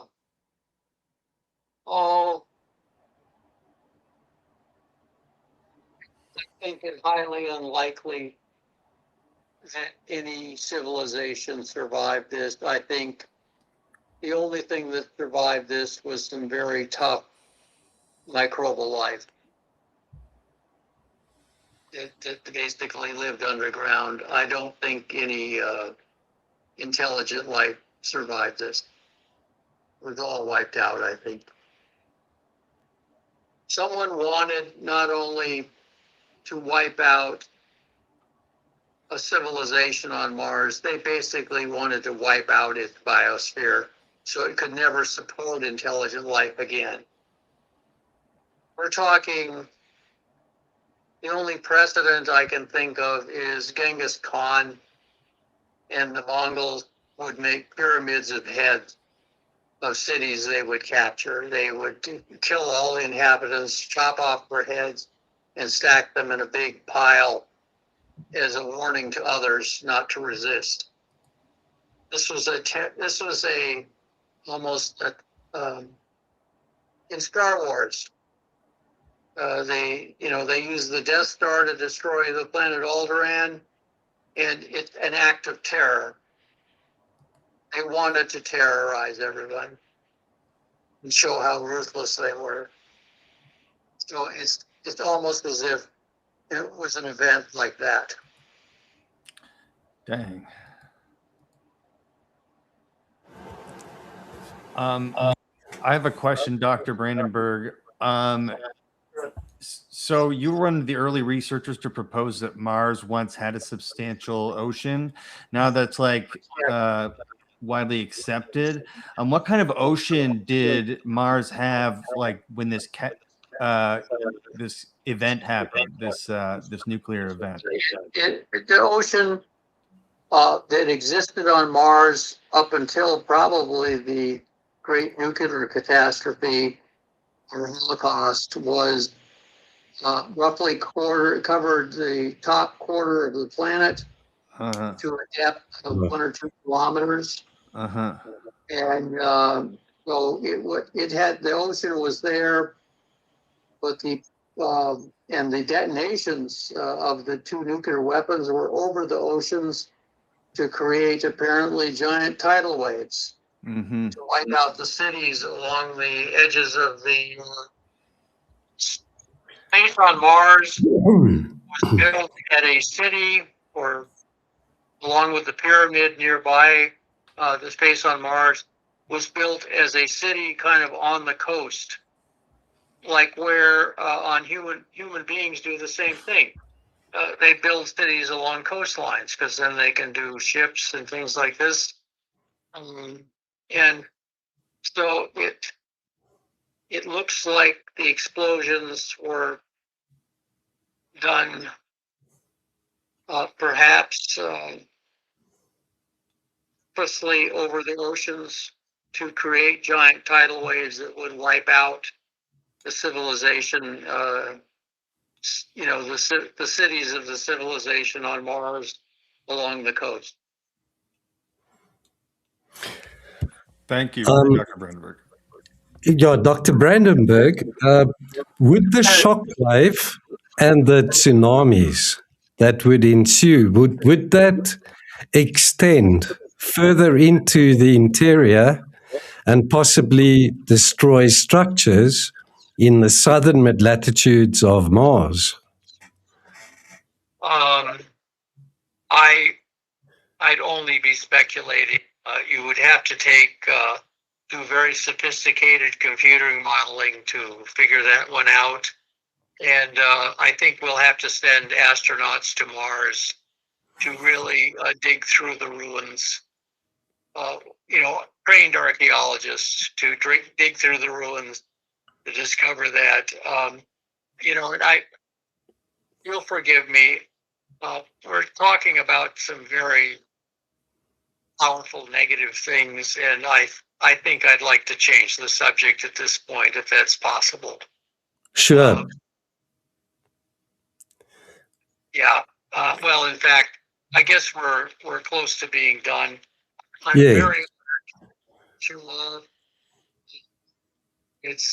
but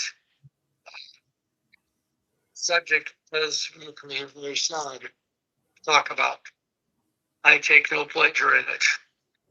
No. Well, I want to just say, I think on behalf of this panel, we're all very appreciative of your work over the past 4 or 5 decades on this, being the sole voice who has done the hard work of publishing this research at least 3 times that I am aware of, and being mostly marginalized from the community. But I think you've got a more established fan base now. You've got over how many followers on Twitter now? 20,000 at least? Yeah, I believe so. my Twitter account, somebody basically hacked it. Oh, no. I haven't been able to post to it anymore. And that's okay. That's okay, because for one thing, I'm now working on this fusion project, and I was spending a great deal of time on X. And now I have to spend a great deal of time on trying to solve the energy crisis. So that's good. As I understand it, you're back now working as chief scientist at Kepler Aerospace in Texas. Yes. Well, actually, it's now American Fusion. Okay. So with God's help, we're going to solve the energy crisis. We still need to get you back on Twitter, though. So. Okay, we'll see. We'll work on that. The question, Dr. Brandenburg, is will you be allowed to solve the energy crisis? What's that? Say it again, Ricardo. Will you be allowed to solve the energy crisis? Oh, Antonio, that's such a very good question. One of the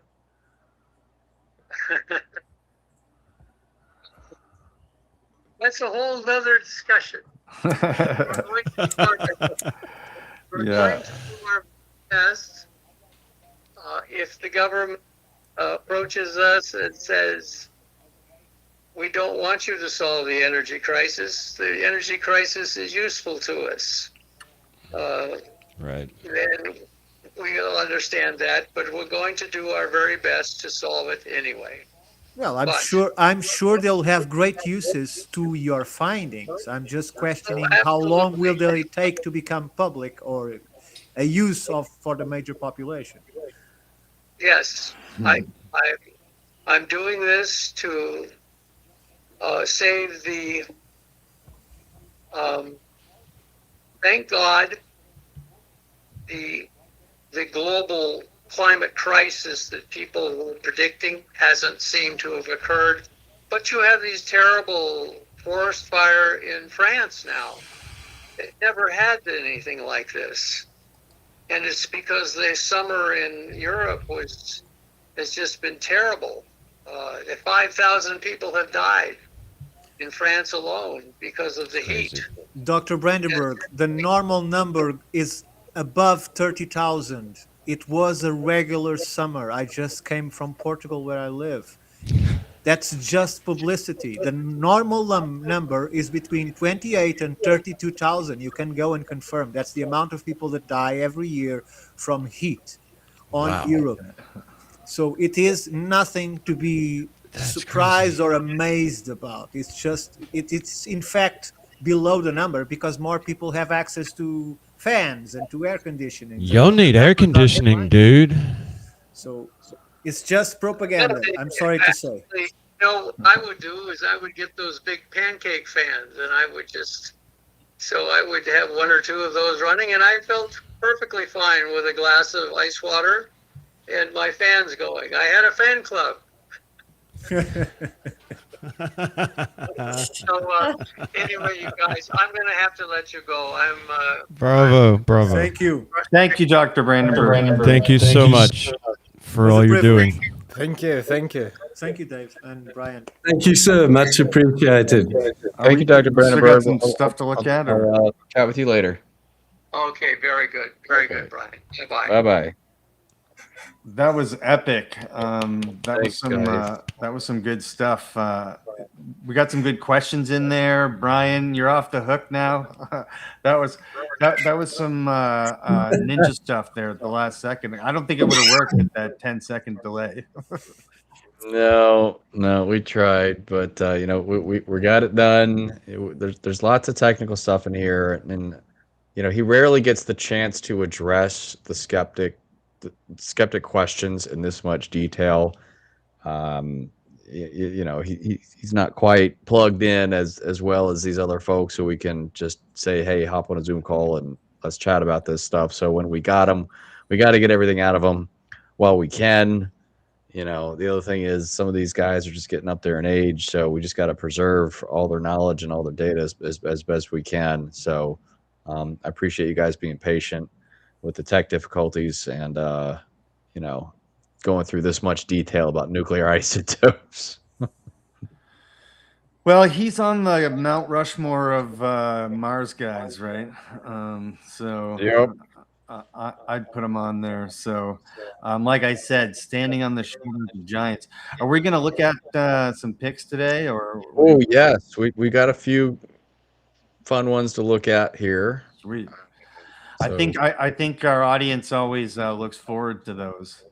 And I just wanted to shout out the chat too. The chat's been on fire. We got a bunch of new people, a bunch of regulars. We appreciate everyone very much. Lots of good action, good questions in the chat. Hopefully we got to all of them, but thank you. Dave, can you see my screen? Yeah, we got you, bro. I'm sharing. Okay, cool. I think let's go landscape so that we can get maximum real estate on the screen. So I've listed 4 URLs and you're welcome to go to those to view these photographs we'll be looking at next. So the first one, were both these discovered by Carrie Sievertson, Brian? I think this one was, yeah. Yeah. So she initially posted to her ex the rows of blocks on the right-hand side of this image. Okay. I then went into Rover Curiosity's catalog and I found another row of blocks or column on the right where my mouse cursor is. So I called up this image that showed both those potential walls or columns, whatever you want to call them. And also found the color version on the analyst's notebook. So yeah, they've taken that grid by a filter and converted it to color. So we'll be looking at both the color and black and white versions. So let's start with the block highlighted to the top. And here it is. That's in the black and white with a biofilter grid overlay. And there we can see the color.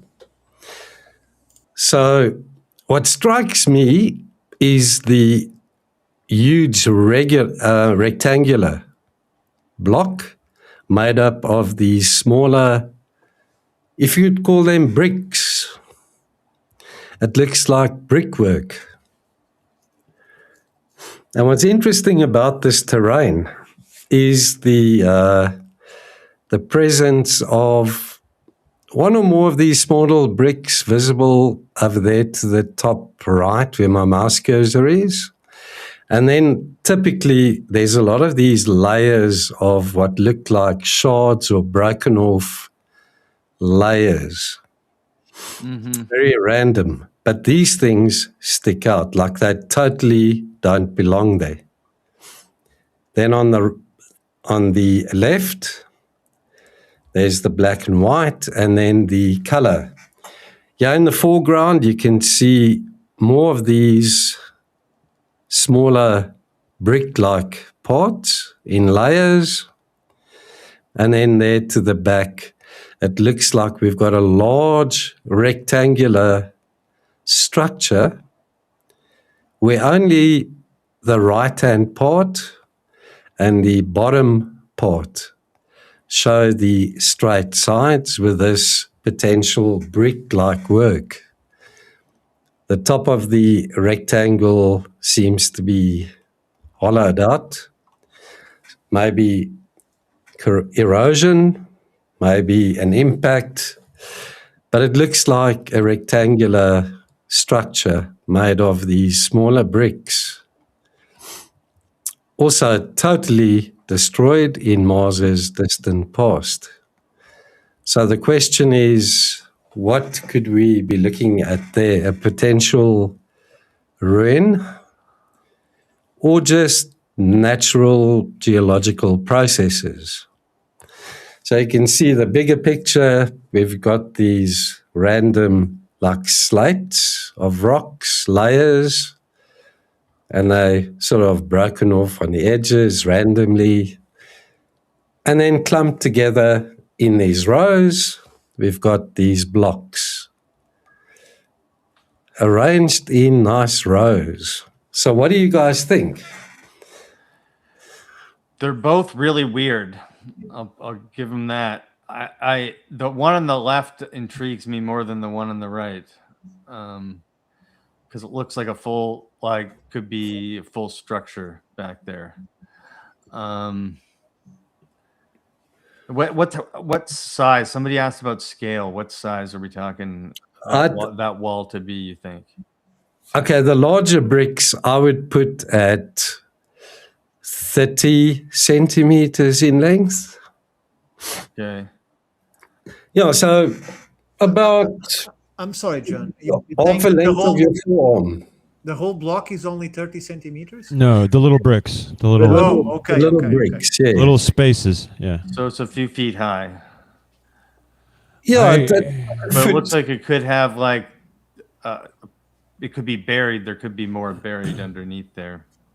Yeah, when you take in the whole shot, and I guess while you're on this shot, particularly that, well, yeah, the whole shot works, man. You're good.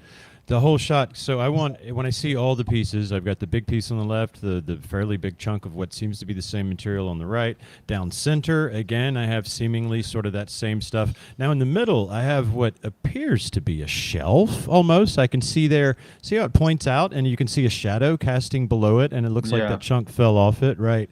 Yeah. So when I take in the whole without focusing on is it a brick or not, right? I do see, again, I go back to what is basically required to make the picture in front of me, right? And I need force and I need energy to make this make sense. It just echoes pieces of something more so than, wind and water slowly did this over time, whatever it is. And that is, look at that. I mean, that's a very regular hunk of something. Yeah, and it's part of a larger block. Yeah. And it's got 1, 2, 3, 4, 5, 6, 7, 8, 9, 10, 11 layers that are visible. Yeah, for me it looks similar when it comes to the full picture, that there should be like similar things in between the two anomalies. Like, you know what I mean? Like it was cut off on this picture. Like it was sliced off and the middle section is basically empty. Yes, if you look at the structure on this one, you can see the rough outline of a larger rectangular structure.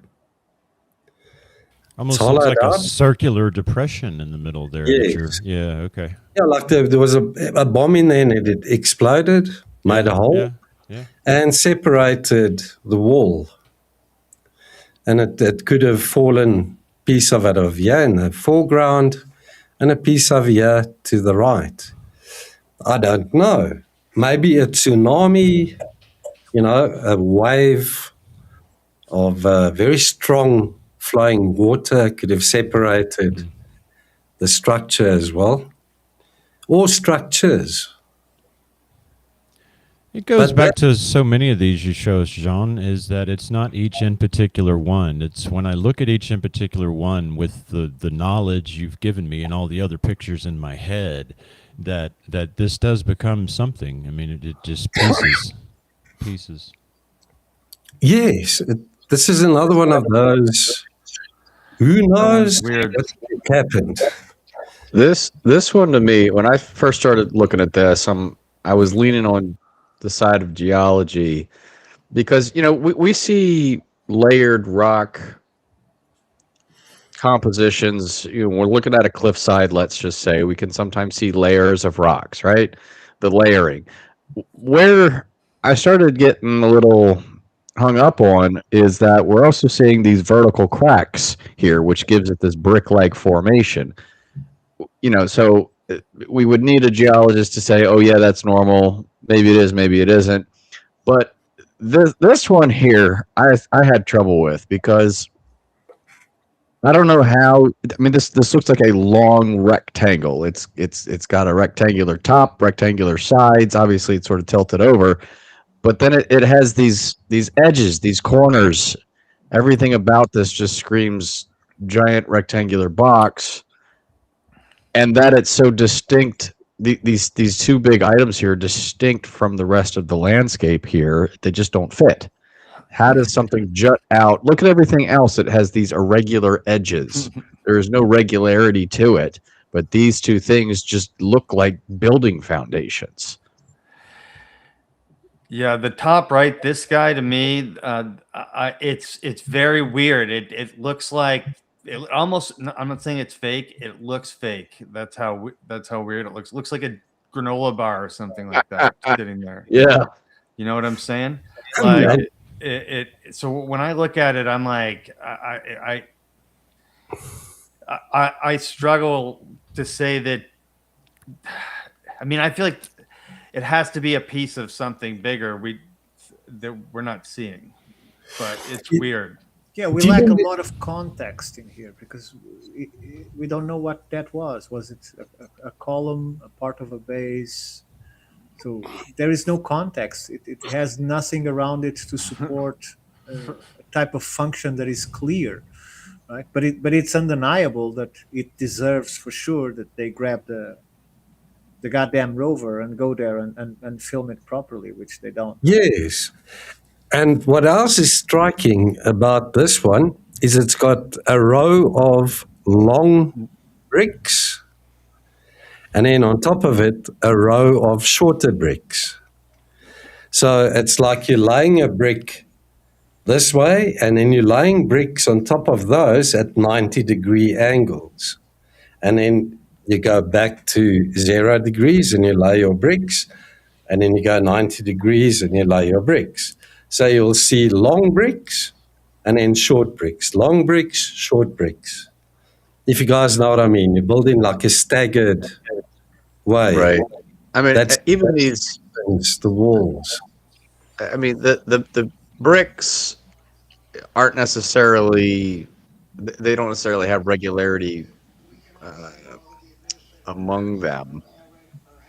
But when you match it with the shape of the structure that they all make up, then it starts to look a little bit more artificial in nature. Yes. Yeah. Anyway. Yeah, they generally speaking the same length. They are. A little bit of corrosion here and there has changed their shape. The binding material between the layers is gone. So, yeah, it's one of those. What do we make of this? Could it potentially have been a megalithic structure? Is this one for a video on our YouTube channels, or is this just one to have a casual chat about? Good question. When John and I have trouble with these, we're like, let's throw it to the panel, see what they think. Does this make it into the YouTube archive? Depends on your audience. I mean, honestly, like if from my eye, having sat here week after week and studied this stuff with y'all, I see something here. I see the way that there's all these little pieces that you can see that seem to be the size of those things you're calling bricks, right? I can see all this and find it interesting. Does somebody who possibly wants to knee-jerk towards natural, would they see something in this, or would they easily dismiss it? I'd say this is probably in the category of something somebody already leaning towards dismissing could easily try to chunk out of their frame of reference, you know? Yep. For me, certainly not, John. I mean, I've been sitting here getting educated by you for so long now that my eye, I see all these things where I'm like, that's not natural. That's not natural. You know, it gets somebody in there. But somebody else might not. I mean, this echoes a desert landscape on many levels to your eye, you know. Yeah. I do agree, though, that square piece, you're going to have to work real hard to tell me where I can find that on Earth. You know what I'm saying? Like, naturally occurring, that is. Yeah, I wanted to say Dustum had a comment here. Where's it at? Would love to see the underlying layers around those structures. That's what I keep thinking about. Is like I would love to see what's underground here. I think that would help. That like Crowdo said, that would definitely give more context. But it would be interesting to see if there's other stuff buried here. Looks like there very well could be.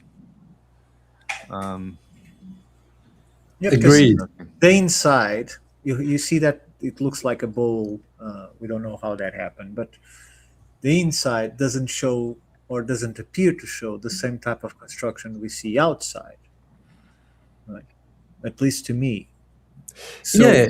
it is a containing wall of a base that was Something moved, right?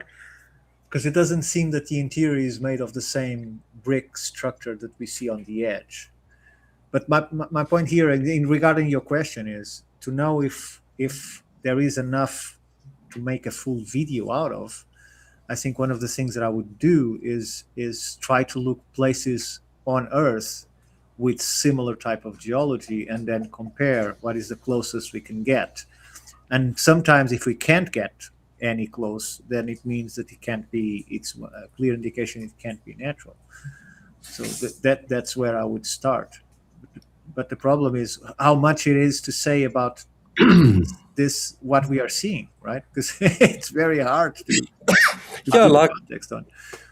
Like the megalithic blocks that you find spread around at Pumapunku, for example. They look spread around like this, but none of them have got these smaller rows of bricks in them. No, there are I'd like to single see you blocks. find this breakfast cereal bar right here. I don't think you're going to find that bad boy anywhere on Earth. So yeah, if we can find an Earth analog, we might have a video, but otherwise, not really. So, and have you ever looked, John, for I don't remember the correct name, but geoglyphs? So anything like we find at Nazca, anything like that? You ever find anything like that on Mars? I've seen, those huge megalithic blocks I always show you guys. I've seen some of those with what looked like symbols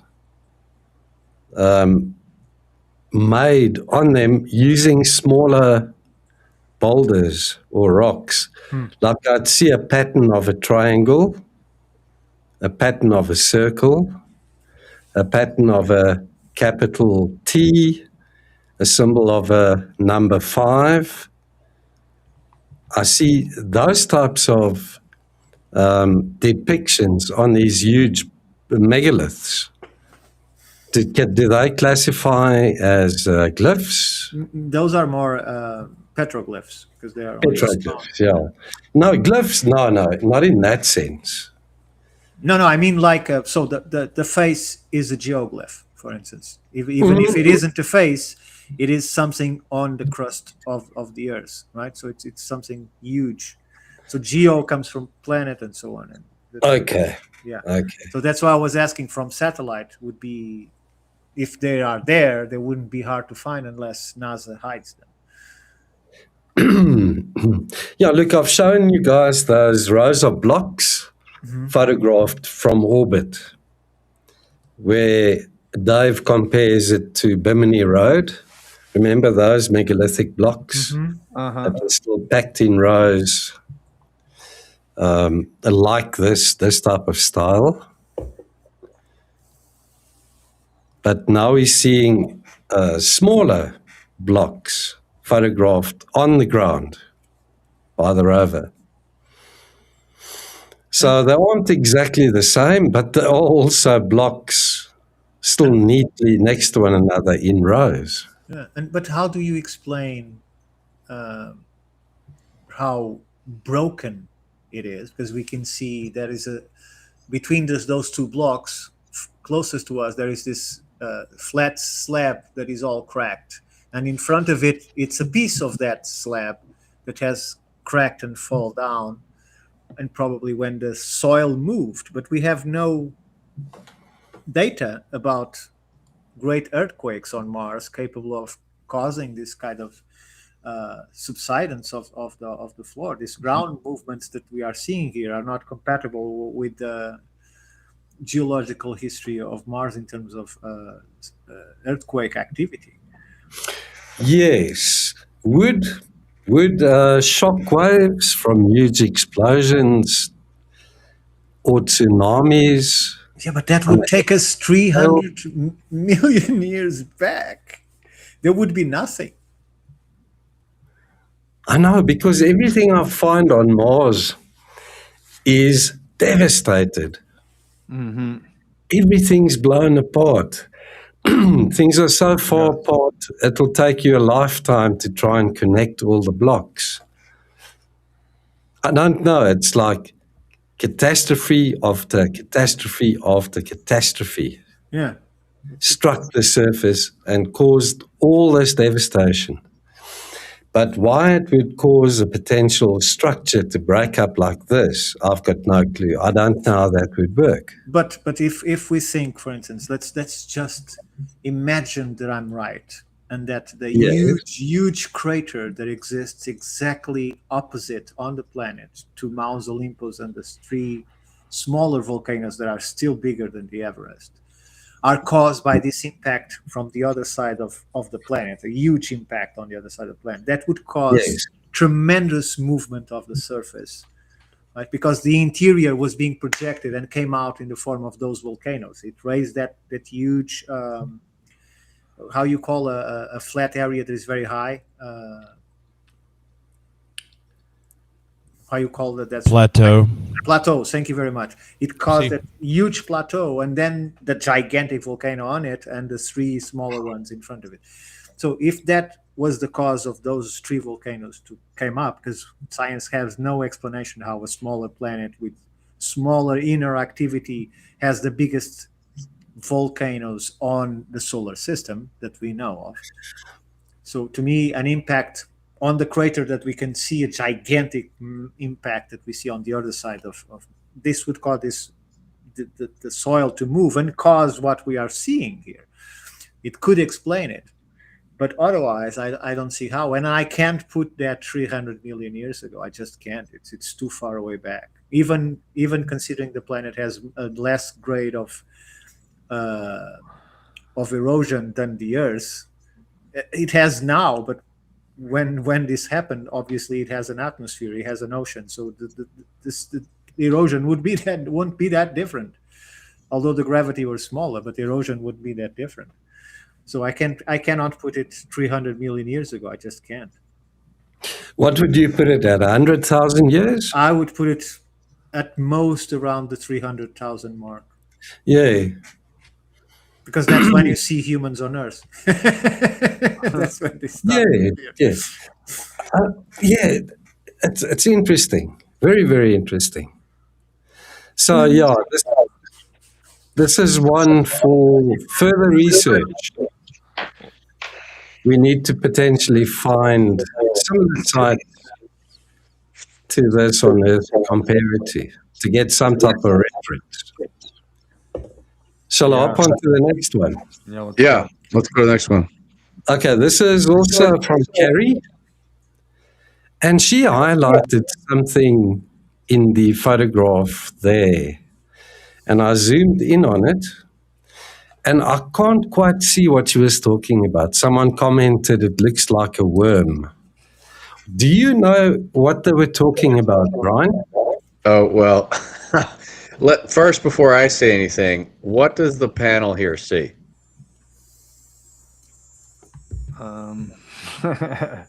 Top left, you got some sort of something large flat thing that looks angular, like it didn't belong there, like it came from somewhere else, perhaps blown on top of it. There's a tiny, tiny, tiny little tube in the middle, middle right, actually. No, it's further down. I see possible alignments with rocks on the floor. Don't overthink this. This is an obvious. I see the big black object that's at the top. There you go. Yeah, like why are we not talking about that? That's what I saw, yeah. There you go. So it looks like a UFO landed or some shit. Looks like a slug or something crawling along. I'm not saying it is, but I'm not saying it isn't. Exactly. So we have a newcomer to the scene since we last spoke. Her name is Kari Siebertsen. She's from Norway. Hi, Kari, if you're listening.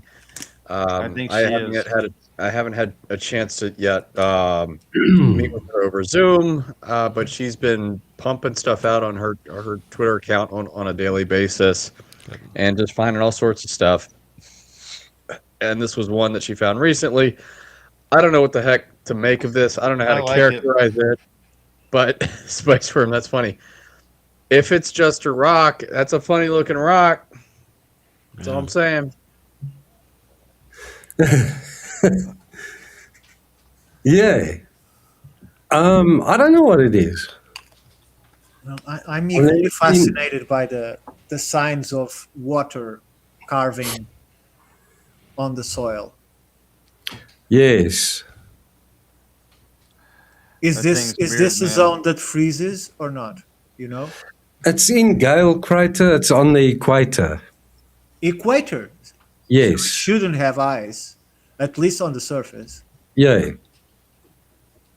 So where's the water coming from? Or what is that? Some kind of liquid that came from whatever is that thing on top? Or Yeah, looks like it crawled right through there, man. It I've crawled seen- through there and up on top of the ledge there. Look, there's the track. I've seen dark streaks running down dunes in many rover Curiosity photographs. And it looks like wet sand. It's almost like mud Yes. that runs down these slopes. And lots of researchers suggest it is water seeping up through to the surface and then running down these slopes. Something like permafrost water or springs that are underground. But it looks like mud. It looks like wet sand. And I see what you mean. It looks way too dark compared, like the contrast compared to the rest of the image. It just looks way too dark. Yeah. For my liking. It's strange. Yeah. Almost like it was painted black as well as a shadow. I mean, there's just I it's think it too was deep. painted. If we go closer, I think that there's some Find some brush strokes, Yeah, maybe, it was Ricardo. just brushed on sloppily, in a very sloppy way. Yes, It's really weird. Yeah. Could it It's be? It's an anomaly for sure, and it's not like any kind of rock on Earth doesn't look like that. No, You guys see these layers of this rock closest to us?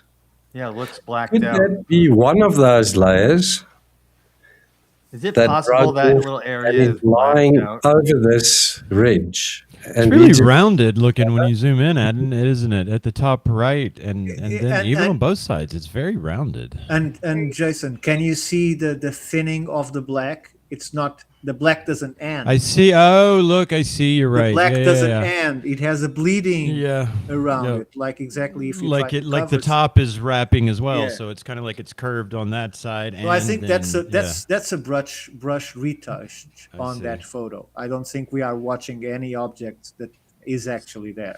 So you think somebody blacked out what's Yeah. there? That's what it looks weird. That somebody said that in the chat, and as soon as they said that, I was like, "That's what I think." Yeah, it looks like somebody blacked that out. This is the real photograph from the real NASA site. Super So- weird. Well, but If they are not from the rover to the website. They pass through many hands before they are published. Right.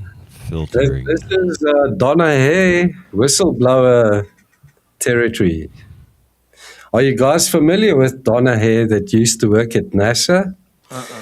And she testified with Dr. Stephen Greer that she noticed and she was shown how NASA employees allegedly manipulate photographs Saw that using story, I remember airbrushes. Well, I think it's now confirmed that they did it, and especially during the moon exploration, they did it because Richard Hoagland and his team showed several images with and without the brushing, because they actually obtained the originals from the archive that were untouched and were different from the ones that were published. So there was no doubt they were airbrushed. Something's fishy with that one right there. Yeah. I can tell you that much. We've seen black rocks. Somebody asked, "Is there any black rocks on Mars?" Yeah, we've seen black rocks. This doesn't even look like a rock to me. No, it would have like some degree of shading or some depth or something to it. This just looks like, someone just like drew. Yeah, it's with just on top it of just it. passed a brush on that, so we don't see what it is. Maybe it was Now, a misclick. You'd think look, the rovers are manned by personnel. They're not just up there aimlessly wandering around. There's someone saying, let's program to go here, here, and here. Exactly. They see all this stuff that we show you guys, yet they do not take a closer look. And Well, they might. We just don't get those pictures. that's true. Right. That's definitely possible. But What do you think is financing all this? Mars one's exploration? or looking for something? It's just like in archaeology, we found, bro, that at Cahokia, when they go to dig in, and exactly, somebody's financing this. And if somebody who's financing it, and it's not taxpayer dollars, it's just not. And whoever's really financing it, if they're after something, then they're going to keep the evidence of that. That's simple math. Let me ask a question that I think Brian will be more indicated to answer, maybe John. What is the level of clearance of the people that receive the live view or the fresh data from the rovers? What is their clearance? What's their level? They did. NASA employees do have security clearance levels. Donna Hare had a level to gain access into the lab where they were working with the original raw footage, and they were the ones allegedly allowed to airbrush. Other staff were not privy to that. Because you see scientists speaking from NASA, but where is the people that actually deals with the photographs? Where is the staff? Who is that? You get the PR people from NASA speaking. It is very rarely that they actually interview one of the scientists or mission scientists. Let me make a comment here.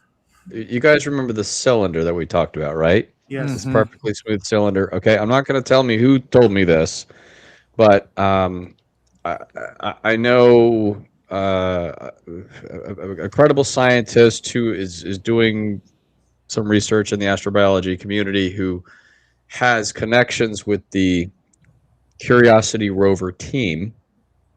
Okay, and he emailed them about this cylinder, and the responses that he got back were very telling. They told him two things.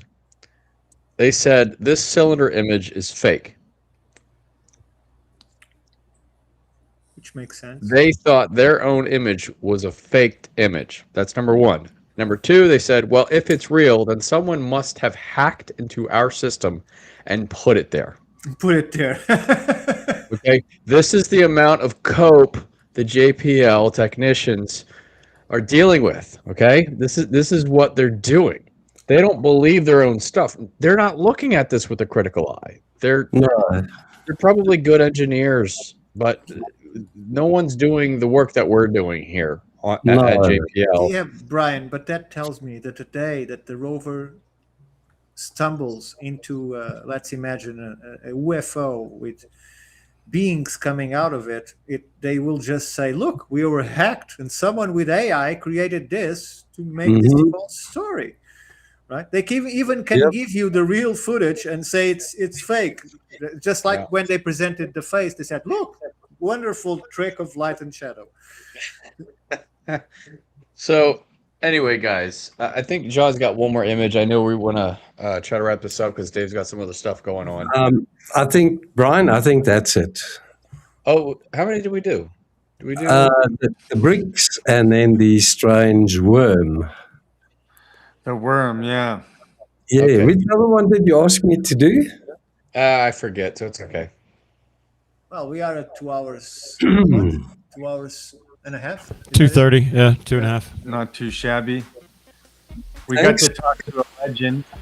Stop sharing. Thanks, guys. So do any of those warrant a video? I do one on the worm. I bet people are going to react to that. Yeah, the blacked out. Yeah, because that has so many more layers to it. Just do this. Grab that image. Go to an editor that allows you to delete with AI whatever you want. Delete the black, and then you paint the black on top, and then compare the two images, and you'll see the same thing. Yeah, thanks, guys. That's it from my side. Another Mars Disclosure Live.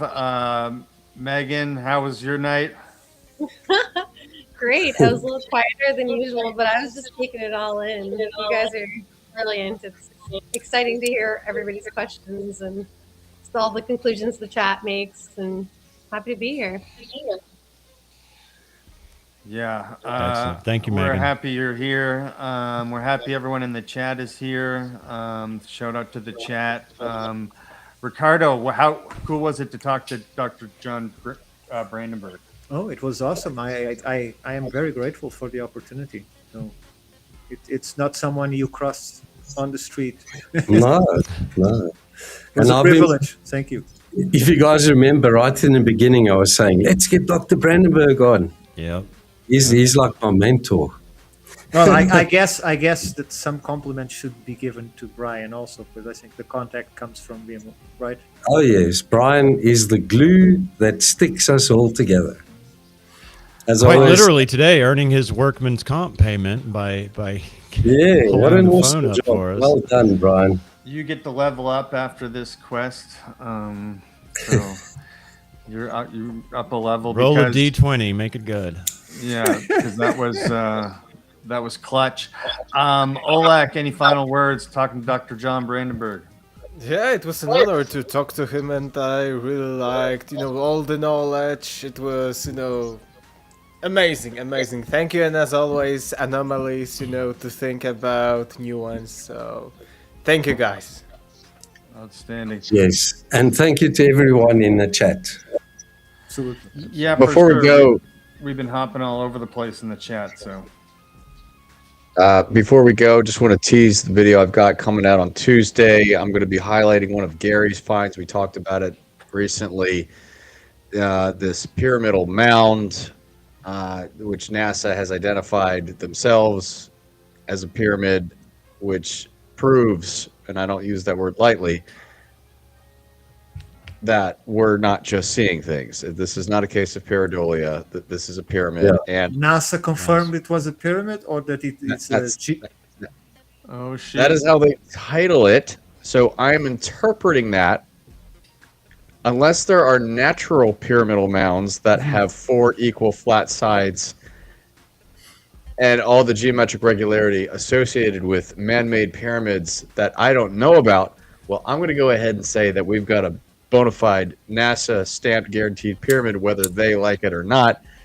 I'm just taking it and running with it. But we've got the great fortune of having a new tool at our disposal, not just the Google Earth program, but Caltech has a Mars viewer with updated imagery, which allows you to see this thing in 3D. There's nothing else around it. It is undeniable. Gary has made a magnificent find, and that I've got the video coming out on Tuesday. And Dave, we've got Ashish giving his commentary. You guys know Ashish Rastogi? Yeah, I recently connected with him. He's great, and he gives he gives an interesting commentary on the geometry here that I just love the way he puts things. So anyway, shout out to Gary if you're watching. Keep doing the great work, buddy. Thanks a lot. Thanks, Gary. Ashish is a really big thinker. He's interesting to talk to. Jason, final words, my friend. Man, as always, thank you, Dave. Thank you, Megan. Thank you, everybody, for the chance to continually educate myself on all of these anomalies of, let's call it our past, guys. You know what I always say, Dave, our best future requires the truth of our past, and who knew that would take us to Mars? But it has, and I thank you guys for the opportunity, as always. Outstanding. Brilliant. Brian, final words. Yeah, guys, thanks again for being here, for showing up, for doing this thing. Hello to Sarah. I understand she won't be joining us anymore, but I really appreciate her company. I'll be reaching out to her privately. But anyway, thanks, guys. Dave, we still got lots of good shows coming. We'll talk about what we'll do next. But hey, thanks, guys, for showing up and helping us figure some of this stuff out, because we need more eyes on this stuff. More eyes, more interpretations, more analysis. Thank you. Yeah, thanks for shouting out, Sarah. We love you, we miss you, but we know you'll be watching. So with that, we'll end it. Light, love, truth to everyone watching, and subscribe to all of our channels. We're live on like 6 different channels right now. Give us all a subscribe if you haven't already, and have a wonderful rest of your Sunday. You can join me live in about 45 minutes on Breaking Ancient News with Cody from East End Outpost and Aaron from Megalithic Mystery. Peace out, everyone. Bye, everyone.